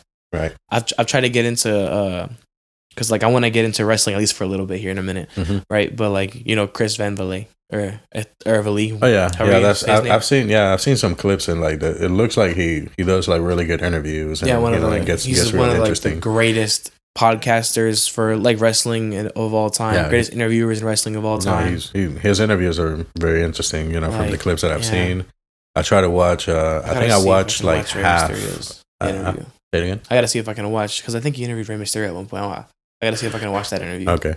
I watched the one with Stone Cold when he interviewed Stone Cold a few months ago. Yeah. You know, so here we go, y'all. Wrestling talk. Yeah. But yeah, when it comes to like I said, all these motivational things. I mean, David Goggins is another one that if you're gonna David Goggins. Oh, that's the guy that's like, you know, who's gonna carry the boats? Yeah, who's gonna carry the boats? They don't know me, son. That guy. They don't know me, son. The dude that like ran like like one of the like he like did one of the hardest trainings for he does all kinds of crazy twice or something like that. Yeah, he does all kinds of crazy shit. I don't know the specific he ran his event feet or whatever, oblivion. but it's one of those triathlons or some crazy shit like that. You know, it's like he did the the hardest basic training for a military twice on a Sunday. That's what he did, and like that's what he's known for. He's like. Yeah, so his book, overweight and his book is very motivational. It's if you're gonna try to listen to podcast episodes from Rogan, like the ones with David Goggins are generally very good because it's just like this is a guy that just when it comes to like willpower, right? It's like you're never gonna be the guy that's gonna fucking climb, basically do what he does, where he runs like marathons and like he's got no cartilage in his knees because he has run so much, right? And it's like most people can't even walk in that scenario, but this guy's running marathons, right?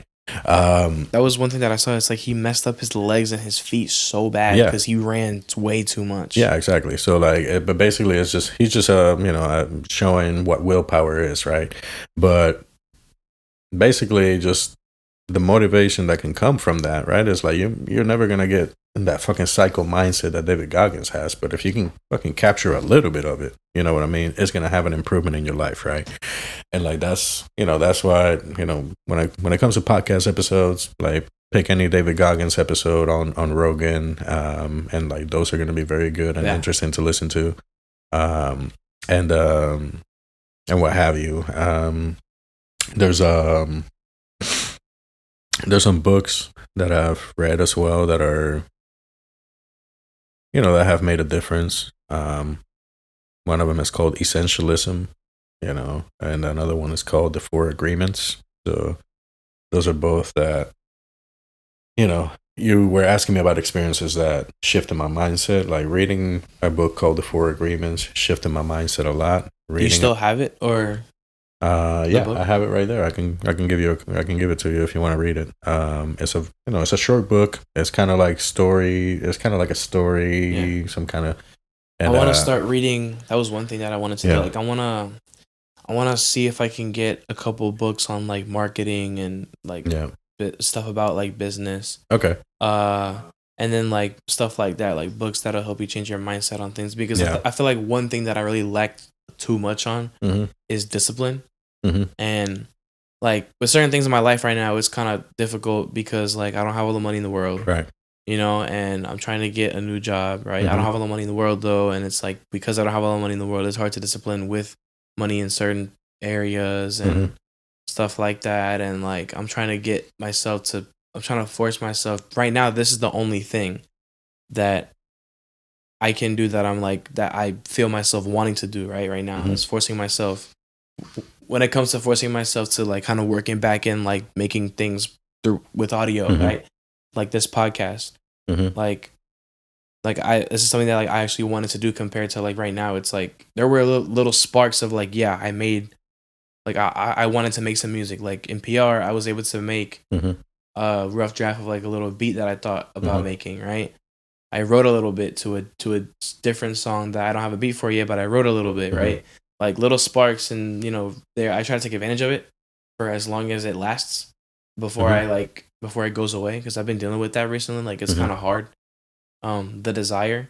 But the podcast for right now, like is the greatest desire that I've had recently, like as far as audio, and it's still something that I can do. Like it's still audio. It's still like with what I got to do. With what I love, right? That's why I appreciated you taking the time to like do it with me and stuff like that, because I know that it's just me and Tyler for now, but Tyler doesn't have all the time in the world, and stuff like that. And I know that that neither do you, but like just the fact that I got the chance to come and do this, right? Kind of trying to get back into what I love, right? and also get something out of it too, like whether it's like wisdom or just a nice experience, whatever the case is. It's like, yeah, no, I'm appreciative of it. Yeah, I enjoy this talk. I mean, like I said, we don't. Obviously, I got my life, and you're going to school and everything, so we don't see each other as much. We don't get to talk to each other as much, and like I don't think I don't think we've ever had a conversation that has gone this deep. So not in a while, at least, just because time wise and stuff like that. Yeah, it's been a long time. I look forward to like the ones that we get at like family events, but at the same time, I'd be getting frustrated because it's like I wanna stay here and talk, but we're at a family event. It can't just be two of us, right, and whatever. Yeah, so I've enjoyed this. I was hoping I was I'd be a little funnier and have more funny stories to share. But don't worry, it will, because we still got at least what time is it? We can go for another 30 minutes. Yeah. So if you're good with that, like I wanna get into some wrestling a little bit at least. Because, but the one thing I want to say, right, before we go into the wrestling part, right? So, because I wanted to get back to the parenting part, right? It's like, because I know you've asked me about parenting and like, you want to, be a father someday and everything like that, right? It's like, the thing that has changed the most since I've become a father is that shift in mindset to essentially what you've seen in your father of, hey, he just gets up and does what needs to be done. Yeah. And tries to figure out what is the best way for me to do what needs to be done for my family and to take care of myself so that I can better take care of my family, so I can take care of my wife, things and that and the other thing, right? It just becomes a completely different thing. Like basically your mission changes. Like your whole mission, your life's, basically, when you see your father do what he does, right? It's like, there's a reason he gets up every Saturday to take care of that yard, or there's a reason he gets up and does this. There's a reason he's he's cutting that hair on Thursday nights after he gets off work, right? There's a reason he's doing all those things, because he it's just what needs to be done. He understands the mission, and it's just what needs to be done to provide for his family, to and to basically give his family the best chance of succeeding, right? And I'm starting to basically, now that I've become a father myself, I've noticed that. A friend of mine told me, hey, you're going to find this energy that you didn't know you had, right? And then suddenly you're thrown into the situation where like, hey, I've never led anything before. I've never had to lead, right? Every job that I've had, I've been kind of an individual contributor, right? I've never had to be a leader. I've never been a manager or anything like that. And then now I'm managing a household. Now I'm managing, now I'm taking care of another life and everything like that. And just like everything becomes important, right?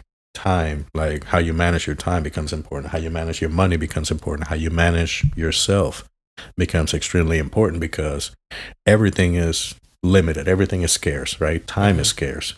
And that's why, like I said, you see your dad doing all those things is because, hey, if he doesn't fucking get up on that Saturday to do that yard, then it, like basically if he's not getting up and doing those things on a regular basis and with a system and everything like that, right, things just fall apart.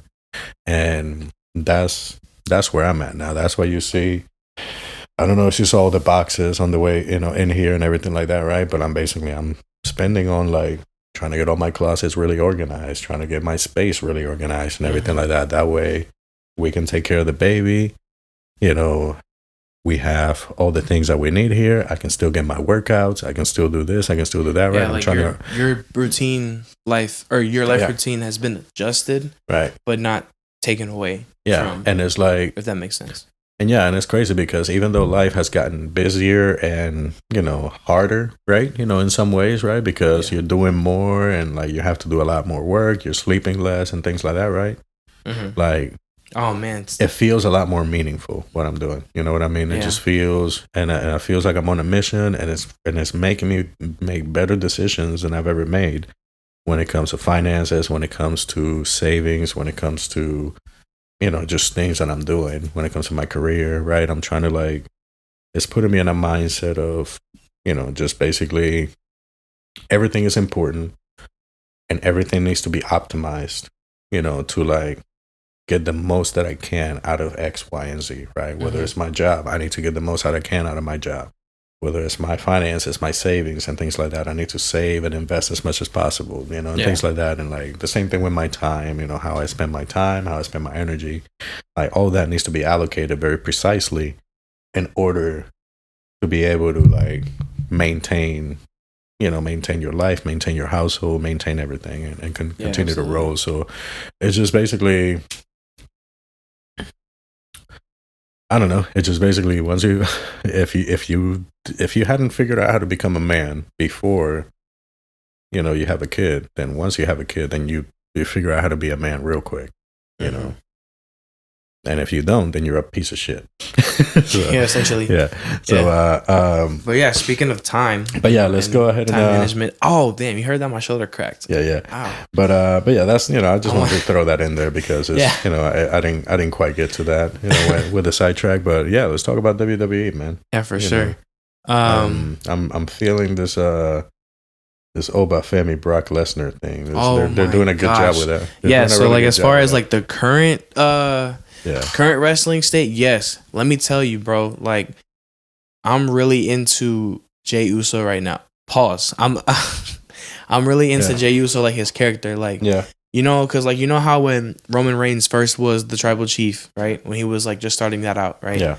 Universal champion, head of the table, right? 2020, 2021, right? In those years, like Jey Uso became right hand man, right? But he was also called Crash Out Jey Uso, right?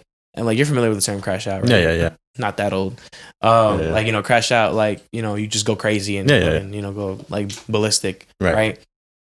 Like I think just because like with things that I've gone through recently, like in life or whatever, I think that's just like I relate to Crash. Like he embodies what I wish I could do at certain points, because like on the anger part, you know, the whole like being angry thing, like I've run out of patience recently for a lot of things, like people, and like I run out of patience for like whatever. And it's like Jey Uso just really helps me. Like I watched him crash out on CM Punk, right? Last was it like a couple weeks ago? And we apologize. Like I watched him crash out on him and just like, you know, like whenever CM Punk says some slick shit, right? He like just ran at him and he got knocked out for a second, but you know, and then like he's over here, even Reigns too. He's like outside the ring and he's like, get him. You know what to do. Get him. Right. He's mad. And then Roman Reigns, you know, just, you know what I'm talking about? Like that was cool. Like that moment was for me, especially in like, you know, certain things that like I go through now. It's like Roman and Jey were able to like embody what I wish I could do, you know, and just crash out and just beat the fuck out of whoever was pissing me off. Right. Like, and it was like, I love Crash Out Jey Uso. Like, I want him to come back and like turn heel even, right? And just go on a rampage and, you know, like just kill everybody. You know what I mean? And I mean, he probably will turn heel at some point soon. Because I mean, it's, you know, I think overall some people are kind of getting tired of the Jey Uso thing. Yeah. Like, the whole Yeet thing is cool, but it's overdone. He's overdoing it. They're milking that cow a little bit too much. I wish that. I was hoping that Jey was gonna turn heel when I went to Raw. When me, my father, and my brother went to Raw in Orlando.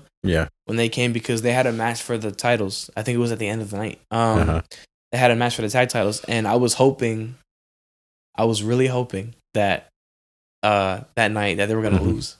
Right. And that Jey was going to crash out on Jimmy or something like that. But they won, right? That's the night that they won the title? Yeah, they won the titles. Oh, wait, no, they didn't retain. They won the titles. I was hoping that like they were going to lose the match. And it's like, oh, we can't even get the tag titles. And just, you know, he was going to super kick Jimmy or something, right? And just turn completely heel. Right. But I'm okay with what happened recently, too. Because we're slowly getting him, like, Crash Out Jey Uso back. Right. And, like, with the whole moment with like, you know, the whole get him, like, you know, like barking orders at Roman pretty much, and then Roman just snapped, right? Because when Roman crashes out too, I like that. Like when he gets angry and he just goes crazy and just hits you with a mean spear. Yeah, like that to me, it was like, damn, you know, like I like I mean, I don't know, personally, like I'm not as big a fan of Jey Uso. I think it's but I think it's because, like I said, he overdoes the Yeet thing, and like I said, they milk the entrance like a motherfucker.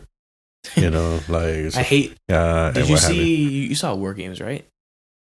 Yeah, when they started like doing it in the middle of War Games, and like he did it in the middle of the Royal Rumble. Like, it's cool and everything, how because like he was right there when we went, right? He was right next to us, like a few feet away. Yeah, and I saw him do it, and it was cool and everything. But I mean, like the thing is, it's like during a match like that, War Games, like he's on top of the cage doing it.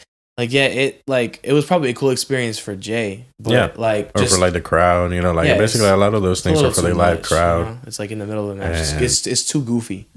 Yeah, exactly. So, but yeah, but I'm as far as on the goofy side, like I really like the storylines with El Grande Americano like like Chad Gable, Ludwig Kaiser. I wonder how long they're gonna keep that rolling. Are they gonna roll that on WrestleMania? I have no idea what they're doing, but like that shit is just funny to me, man. Like fucking Ludwig Kaiser speaking Mexican Spanish and like. It sounds weird, but it's like funny at the same time. Right? I know, it's like and yeah, just like the whole, because it's just like an homage. It seems to me like an homage to like old school luchador storylines, of like the mask, the guy with the mask, and the like the imposter and shit like that. Like that's old school, like fucking 80s, fucking 70s, fucking wrestling. You know what I mean? So like it's just. Did you see the promo to see it? I see that shit. It just cracks me up, man. To see them do that shit because it's just stupid. Did you see the promo that Ludwig, as El Gran Americano cut in AAA, where he was like, I think it was like, he was like, "Esto no importa tu color, like de piel or whatever. Like we're all Latino or whatever. Like somos la cultura, whatever." Or so it was something like that. Okay, I think, but that was pretty powerful, even though it's freaking Ludwig Kaiser, That was kind of powerful, like what he said there. You gotta look it up. It's it's that promo where he's talking about like basically like like it doesn't matter like what flag you rep, doesn't matter what like the color of your skin is, right? Yeah, like we're all Latino, right? And then I'm German, what I'm talking about? Right. Whatever. But that was cool, even though like his character's goofy as hell. That was cool to me. Yeah, no, that's cool. I did want to touch on Obafemi and Brock Lesnar too. Yeah, because like you mentioned that in the beginning. Yeah, that I'm excited for that match. Them two. Because did you notice how like when Obafemi like first like came out to face Brock and like he hit him with a pop-up power bomb and threw him out of the ring? Yeah, like Brock sold that shit. Yeah, like of course. And when Brock sells something for you like that, like that means that he's really like he's invested in working with you. Yeah, like he would sell for the Undertaker like that, like like I don't know if you've seen that clip of like the choke slam, like that big choke slam, like bounces up in the air. Yeah, exactly. Like he just he did. I wonder if like Brock Lesnar ever like does he like, because I seen that clip and it's just like that clip can't obey the laws of physics at all. That guy's like 300 pounds. You know what I'm saying? There's no way he bounced up that. That crazy. I'm like, damn, bro. Yeah, that's crazy. But yeah, no, it's Did you see Obafemi crying like after he threw him out of the ring and like he had that close up of like saying like I'm gonna beat your ass, right, or whatever he was saying. I saw that. Yeah, like I saw that and I'm like, oh, because like it's Brock, giving Obafemi a moment, sort of. Right. No, he's putting him over. Yeah. I mean, he's doing business. He's doing he's doing what's right for business there. So now they're doing a really good job with that build up. I think it's really cool how they're doing it. Like Paul Heyman on the mic, fucking killing it as always. Like the entrances, like the hype, they're fucking throwing Triple H in the ring to separate these fucking guys. Like they're doing a really good job of doing that build up, and I hope the match itself ends up being a banger because hopefully, because it's two big ass dudes clashing, and it's like I'm always gonna love the entrance, that part of Brock's entrance where he's just like and the pyro, you know what I'm saying? No, that I thought it was cool when the at the very beginning, when like Paul Heyman, is like talking to Seth Rollins, he's like FAFO F5, and then Brock comes out. Yeah, this motherfucker comes out like that shit was fucking fire. Yeah, and like they fucking made a shirt out of it, and like they're selling shirts now. I like how when it comes to the build-ups and stuff, a lot of people are like critiquing the build-up with Roman and CM Punk. Yeah. But I like it. Yeah. Because with CM Punk's combination of promos each week. Yeah. Right? Did you see his last promo? Yeah, yesterday. The one yesterday was really good. I like that one. Yeah, that one was. I was like, whoa. You know what I'm talking about? Yeah. When they talk about the ticket prices and all that shit, yeah. Yeah, I'm like, wow, right? And it's like, damn, like CM Punk never misses when it comes to promos, bro. Yeah. But like, there's that build up with the promos, and then combined, the combination of just like the Usos coming out, and crashing out on CM Punk, right, along with Roman. It's like it's just I like that build up, and I'm hoping. Part of me is hoping somehow that they can turn Jay heel at Mania somehow. In some way. I don't know how, but like whatever. Just I need Crash Out Jey Uso back, like completely, Yeah, I mean that could be the swerve, if like somehow Jay turns on Roman and basically gets him, makes him lose to I don't know, maybe to CM Punk, that could be the swerve that they try to go with. But I like those two build-ups, the Brock Lesnar with Femi and then Roman Reigns and CM Punk. But so I mean, I thought like the first couple of promos, I thought Roman Reigns fucking murdered those first couple of promos, when they did, and like only thing that I really remember from those first couple of promos when like Roman Reigns was like, Zebros or some stupid shit like that. That was funny. Yeah, that was hilarious. So because they recently acted in they voice acted in Zootopia too. Yeah, I don't know. The only thing I don't like about that build up is like you can't really tell like who's the heel, who's the face. Like I think they're both faces, and like you don't know who you want to root against. They're technically both faces, but as of the last couple of weeks, bro, it seems like CM Punk has kind of gotten kind of a heelish edge to him. Right. Even though Roman Roman has always been sort of like a heel in every aspect. Right. Like it's not like even when he's face, it's like he's still the tribal chief. Yeah. Like he hasn't changed. He's just doing things for the right reasons or whatever, right? Right. But like with CM Punk now, it's like he's talking about his family all the time, right? Yeah. And it's like, yeah, that's fair enough. He's making those like really personal, hard hitting like insults. Like when he said, "I'm gonna bury you next to your father." Yeah. Yeah, I think they're fucking up the build up to Randy and Cody though. Oh yeah, that's what I was gonna touch on just now. Like, the Pat what is it? What is it with I don't know if it's Triple H's fault or if it's one of the Goonies that's in the writers' room, but like I don't know what is it with them and like including celebrities too much. Yeah. In the storylines. It's basically like, I mean, I think it's like they're doing the work shoot thing, like the shit that Pat McAfee talked about, which is your ticket sales are down, like tickets are still available and blah blah blah and all this stuff. Like they're somehow inserting the celebrities into it to like get more eyes. I mean, they've done that with every WrestleMania, like but it's like you got the hits and the misses, right? I mean, when they did it with Bad Bunny, that shit was a hit. You know what I mean? Yeah, when they did it with Bad Bunny, that's what I'm saying. With Bad Bunny, it was good. When they did it with Logan Paul is a hit. You know what I mean? But like, with the Mac, in Pat McAfee, as a commentator or whatever, like he did really good. But like, I guess it's just like it's just basically it was kind of a letdown because like you're seeing Randy, talking to somebody on the phone and like who the fuck is Pat McAfee? Like you know what I mean? Like why he has no power. He has no in the storyline. You know what I mean? Like it's not The Rock. Right. It's not Triple H. It's not like I say he's not it could have been Cowboy Bob Orton. Like I said, exactly. It could have.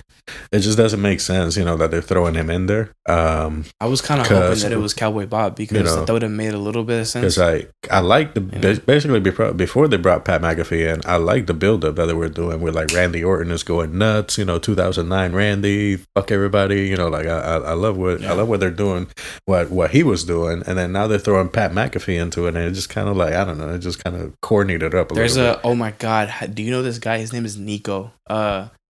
He's a TikToker that I follow that like he does a lot of WWE content more than anything, right? Yeah. But this guy is so freaking funny. Like his reactions to shit is so funny because he does like a lot of rants and stuff about like about wrestling and this and that and like what's going on, right? I think it was yesterday he posted this. All right, let's talk about how Triple H has ruined the Randy Orton-Cody Rhodes feud. If you watched SmackDown or you missed it, it was revealed that the person that Randy Orton has been talking to has been none other than Pat McAfee. Yes, you heard that right. It wasn't The Rock, it wasn't Kevin Owens, and it wasn't even Ted DiBiase Jr. It was none other than Patrick McAfee. Triple H and the writing team thought it was a good idea to have one of the greatest wrestlers of all time and a 14-time world champion who's trying to win his 15th world title take advice on how to win that 15th world title from Pat McAfee. And after having Cody Rhodes get beat up by Travis Scott and seeing how well that went last year, they decided to have Pat McAfee show up and beat the shit out of Cody Rhodes and cut a promo on him. Yeah, Hunter, quick tip. Having your top world champion get beat up by a celebrity and a guy that looks like this does not make your world champion look good in any way, shape, or form. And it obviously doesn't sell the big money match you're advertising for him, because if he can get beat up by these two guys, he's obviously going to lose to this guy. So why would anybody in their right mind pay their hard-earned money to watch it at home or take out a loan to watch it in person? Only Triple H could mess up a match. It's like, yeah, no, that's pretty much my thoughts exactly when it comes to that. Because like Randy was fucking crushing it with those promos. Yeah, but I think they were both doing good with that whole build-up thing before. Yeah, but I don't know, because like I don't want to blame Triple H entirely. I blame Triple H for letting that shit slide. Right? Yeah, I mean, I think it's just. I mean, it's. I don't know if it's the TKO thing. I mean, I heard some rumors that it was like the TKO board wanted to like throw more celebrities in there, and like they're kind of forcing it, and basically it would make sense, you know, because it's coming out of nowhere, right? It's coming out of left field. At this point, like as weird as he is, like just like if Vince McMahon could buy back the company. Yeah, I don't. No, to be honest, no, I don't agree with that, because there's a lot of people trying to say that, oh, it was better when Vince was here. Like, no, it was not. Like towards the end, like with Vince, it was trash, and everybody knows it. I guess the only good storyline that he really had going for him was the bloodline, right, before he left. Right, and I don't think did he start that? Was he still there when that started? Mm-hmm. Yeah. It was in 2022. I would imagine that was mostly Paul Heyman, like developing that storyline. He had involvement, but like at the same time, like it was Vince, like it was all of them together. Yeah, they were all like they had that all coming up, because they were like, what are we gonna do with Roman? He's like he was gone from COVID and this and that. But that's when it was Paul Heyman's idea. He was like, let's reshape him and let's do this, right? Yeah. But I mean, they were able to keep that going after Vince left, right? And they were able to keep that going and make it good and everything like that. So I don't necessarily think bringing Vince back is the right move, but it's just, I think it just is what it is. Like the company it goes in the direction that it's going, and like there's only so much freedom Triple H is gonna have, because like I said, they're shareholders and this and that and the other thing, right? So that's true, and I hate that, but that's why I don't blame Triple H entirely. That's why they got all those ads and like I Show Speed. Yeah, it's now in there. It's like, have you seen like the Unreal, the documentary on Netflix? Have you seen it? I haven't seen any of it. Because it shows you like in the writer's room, which like back then was unheard of, right? But it'll show you in the writer's room like them coming up with plans for, I think it was WrestleMania 40. Yeah. And stuff like that. No, I'm lying. WrestleMania 41. No. Yeah, it was 40. Sorry. It was yeah, 40, man, I know. Yeah, I know which ones. I mean, I know of the show. I just haven't seen it. Yeah. And it's like, it shows them, and it's like Triple H actually comes up with some nice ideas for the future events and stuff like that, for the storylines and whatever that they have at the moment. And then some nerd in the back just goes, what if we do this, right? Uh-huh. Like, freaking have Rhea Ripley, the champion who we want to keep the title, lose the title, right? Yeah. You know what I'm talking about? Like, what? Yeah. And then Triple H just goes, great, I love it. What the hell? You know what I'm talking about? Like, yeah.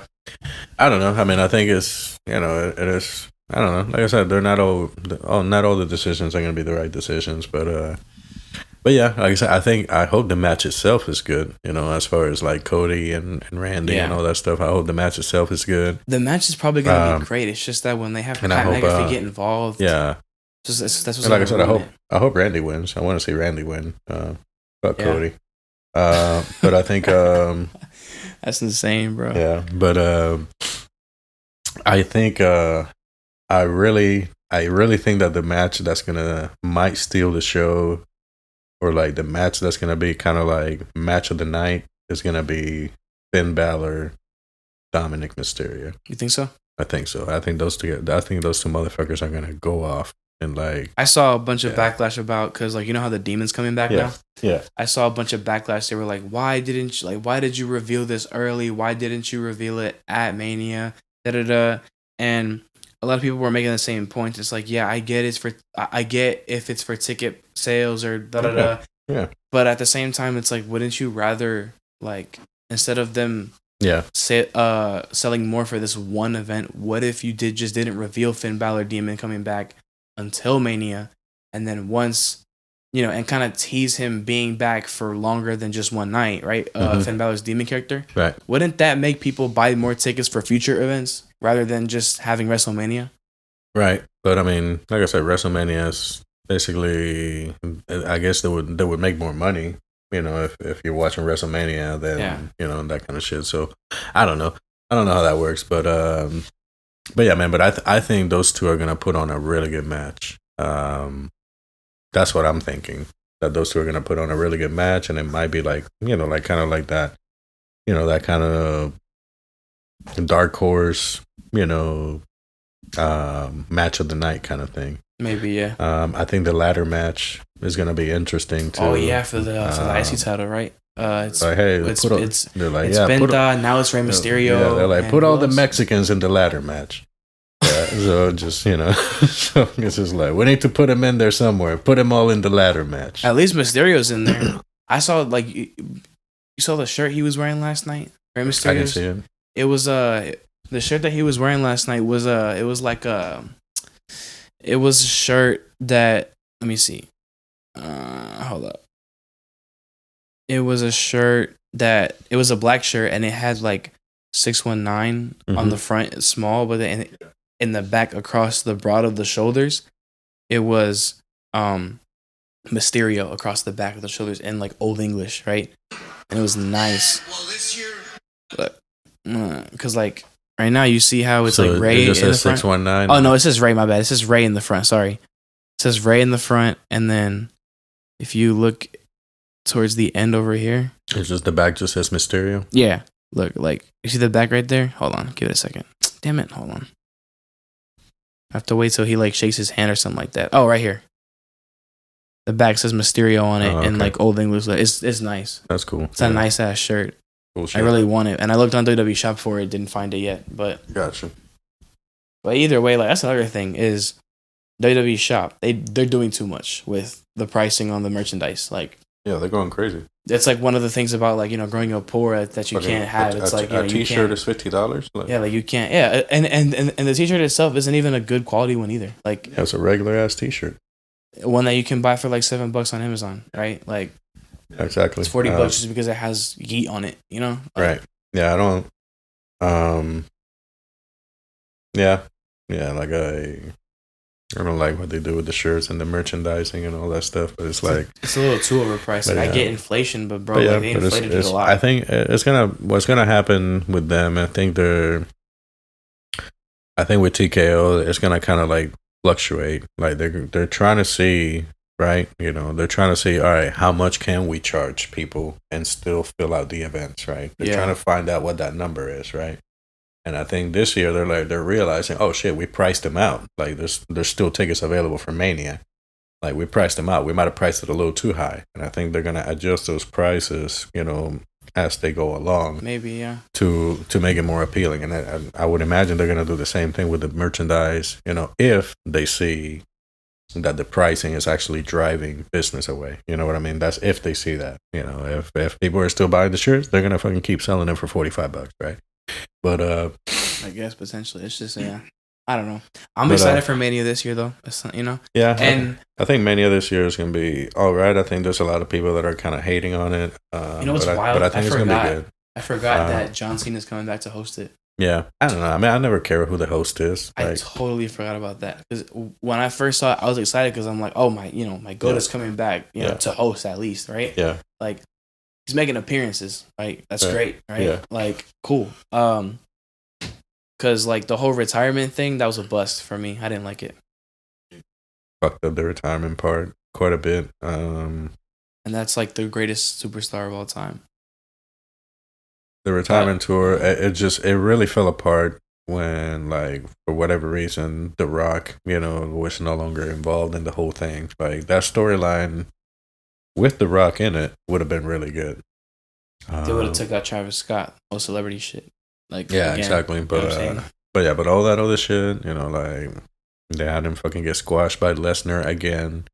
Again. And then him tapping out at the end of Gunther. They essentially fucked up the end of my childhood. Well, yeah. I mean, yeah, they kind of fucked it up. I didn't like the ending either. I didn't like the tapping out. I thought he was gonna pass out from the pain. Like WrestleMania 13, Steve Austin kind of shit. Like I thought that's what they were gonna do. Yeah. I knew he was gonna lose. I didn't think he was gonna win, but I knew. I didn't think he was gonna tap out like that, but whatever. I mean, it is what it is. But yeah, I mean, but it's cool that he came back. Excited for Mania, though. Yeah, it's cool he came back into the retirement tour. And like I said, I really don't. Generally speaking, I don't really care who the host is because like the host doesn't really do much at WrestleMania. Like they'll read the attendance numbers and then they may do some kind of segment or angle or whatever. But like it doesn't really. Yeah. I don't really care about that part of Mania. But I think it's gonna be good. Even though, like I said, they like some of the matches, like they didn't really have much build up, and like like I don't know, like I hope that Roman Reigns and CM Punk, because they're both kind of old. I hope they're able to put together a good match. They should. They should be able to. I think. I don't know, man. I don't like to go to sleep, man. I don't like that move. It just doesn't. It just doesn't look. It just doesn't look like it's actually doing anything. They go to sleep, like it just doesn't look like anything. Roman sells it pretty nice. Huh? I said Roman sells it pretty good. What, they go to sleep? Yeah. Okay. I can't remember. I don't know if I've seen it, but I haven't even been paying attention to the Jade Cargill shit. Yeah, I mean it's just that's boring. It's just because I mean we that one because I mean everybody knows she's gonna drop the title. Like. I haven't been paying attention, period, ever since she was champion. Jade Cargill to me is just not like appealing, I guess. I don't know why. She's only defended the title once, I think, in the whole time that she's had it. Oh damn. I'm about to start watching TNA. And it's like she's basically, I don't know, she's kind of like she looks great, but like it doesn't seem like her work translates, I guess, in the ring. I'm not like if I say that like I'm gonna start watching TNA, not because I don't like WWE. Yeah. Right? I'm excited for Mania. Like I'm excited for all this. Like it'll always be like WWE will always be my thing. But like TNA recently has been kind of doing pretty okay with like certain people that they bring in. Yeah. And like certain things that they do. Like for example, have you seen Ricky Sosa? Who? Ricky Sosa. He's from the Indies. He's fresh out of the Indies. He's new. He's known because he has most of the time, like wrestlers, like with their entrances is what kind of defines them, right? Like it's what makes them really good, right? Like like the wrestling aspect is great, but like you've seen, Steve Austin with the glass break, right? Brock Lesnar with the pyro, the freaking, you know what I'm saying? But he's still with his pyro, the whole like machine gun pyro thing. Who else has a crazy entrance? Jeff Hardy, right? Oba Femi has a crazy entrance. Oba Femi, right? That entrance is fire. He has a song, like his theme song says like in the chorus of the song, it goes bang, bang. Sosa. It's a trap song, right? Okay. And his name is Ricky Sosa, and he uses that, and he goes like, whenever it happens, he goes like this. He goes like with his hands, he goes bang, bang, and then when it says Sosa, he goes Sosa, like on stage, and then people do it with him. And they start they start saying it with the song. Okay. And he goes to TNA, and they brought him in TNA for dark matches. Mm-hmm. And now they have him signed to the main roster. Okay. And he comes out with this song. Following contest is scheduled for one fall. Introducing first. Watch when what the hell? Watch when the bang bang part comes on. Introducing first from Brussels, Belgium, weighing in at 100 kilos. What? From Belgium? Yeah. Right here.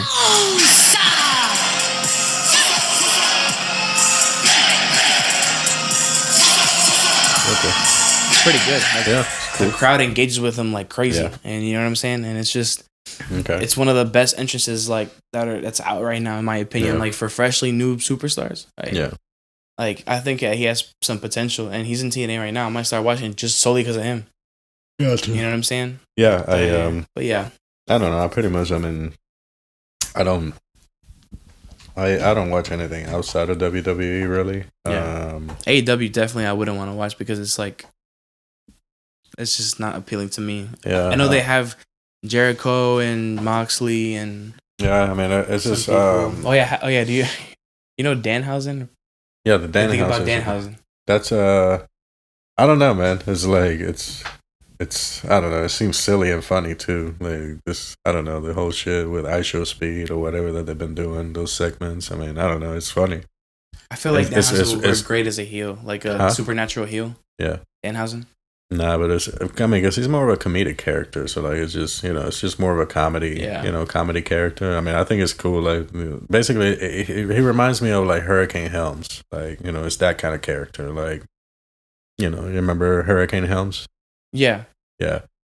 It was just basically a funny character. And he would have matches every once in a while, but it was mostly like segments in the back and and shit like that. The segment was with The Rock were funny. Yeah, exactly. So like, our cell phone's going off. Like hello. Hey, it's nothing. He says he knows you. Like with Danhausen, that shit is funny. But like, it's so stupid. Like that shit is funny. It's like he's talking and then somebody else comes up and then they come back and Danhausen's gone. Like it's I don't know. And like the lights go out when he's in the ring and then like they come back on, but he's still running up the ramp. Yeah. It's I think it's funny. I think it's silly. I didn't know who he was before they brought him in, so I knew of him because of his run in AEW. Yeah, but I didn't know a lot about him. But after he came into the WWE, I'm like, oh, because I saw the rumors. I'm like Danhausen, and I'm like, I don't know. I know of that guy. I've seen him before, but I don't know about him. And then when he came out, I'm like, oh shit, you know what I mean? I'm like, oh, that actually was him. Yeah, I mean, it's funny. It's like it's very like silly funny, but it's funny for sure. I like how we had to end off on Danhausen, but because we're running out of time. So we are running out of time. Yeah, we got about 4 minutes left before I actually got to pack up and go. But yeah, man. So to close this out, this is a long ass podcast. First longest episode that we had. I think we ran about 2 hours and some change, maybe. Wow. Something like that. But is that timer right? Does that say 3 hours? No. That's 2 hours. It starts at 1. Oh, okay. Yeah, that's 2 hours and 11 minutes. Yeah. So, okay. Wow. Yeah, it's a long episode, but I'm sure like it's worth listening to though, because someone like you, I always wanted to get on. If I ever started a podcast, like I always knew that I wanted to get someone like you on it, because of how like intellectual you are, that I see you are, and that I've observed to know that, or like that you are ever since I was a child. Right. Like you're one person on my bucket list that I definitely wanted to. Yeah. You know what I'm saying? So like, thanks for letting me do this with you. Yeah, absolutely, man. I mean, there's, I mean, we can do it again anytime you want. I mean, there's, definitely. I mean, there's quite a few, obviously there's plenty of things that we didn't cover, that we can talk about. So, so 2 hours is not enough. Yeah, so 1 hour was not nearly enough. We need a new episode. So yeah, like hopefully the next time, I can be a little bit more relaxed and funny and and that kind of stuff. But because we got through getting to know you, right? Right. We got to know you and your story, and like what lessons you've learned over, in life, right? And got to talk about some wrestling at the end there, but you know what I'm saying? Like next time, I'm sure it'll be more, stuff absolutely. like that. Yeah, that's awesome, man. Thank you for having me. It was an honor to be your second or your first guest on the show. Yeah, like first guest technically, yeah. Because Tyler, it's like kind of like a companionship, right? Like it's me and him. Like we're the, Yeah, like I said, I hope it's interesting. I hope it sounds good, and and I don't know if we ever release it. I hope it. I hope, like I said, I hope people find some kind of value in it. Yeah, for sure. Yeah. But yeah, thank you. I love you. All right, love you too, Bobby. Right. My uncle, everybody. All right. Y'all have a good one. We will see you on the next one. All right. Dullest Tools podcast. And we out. Yeah.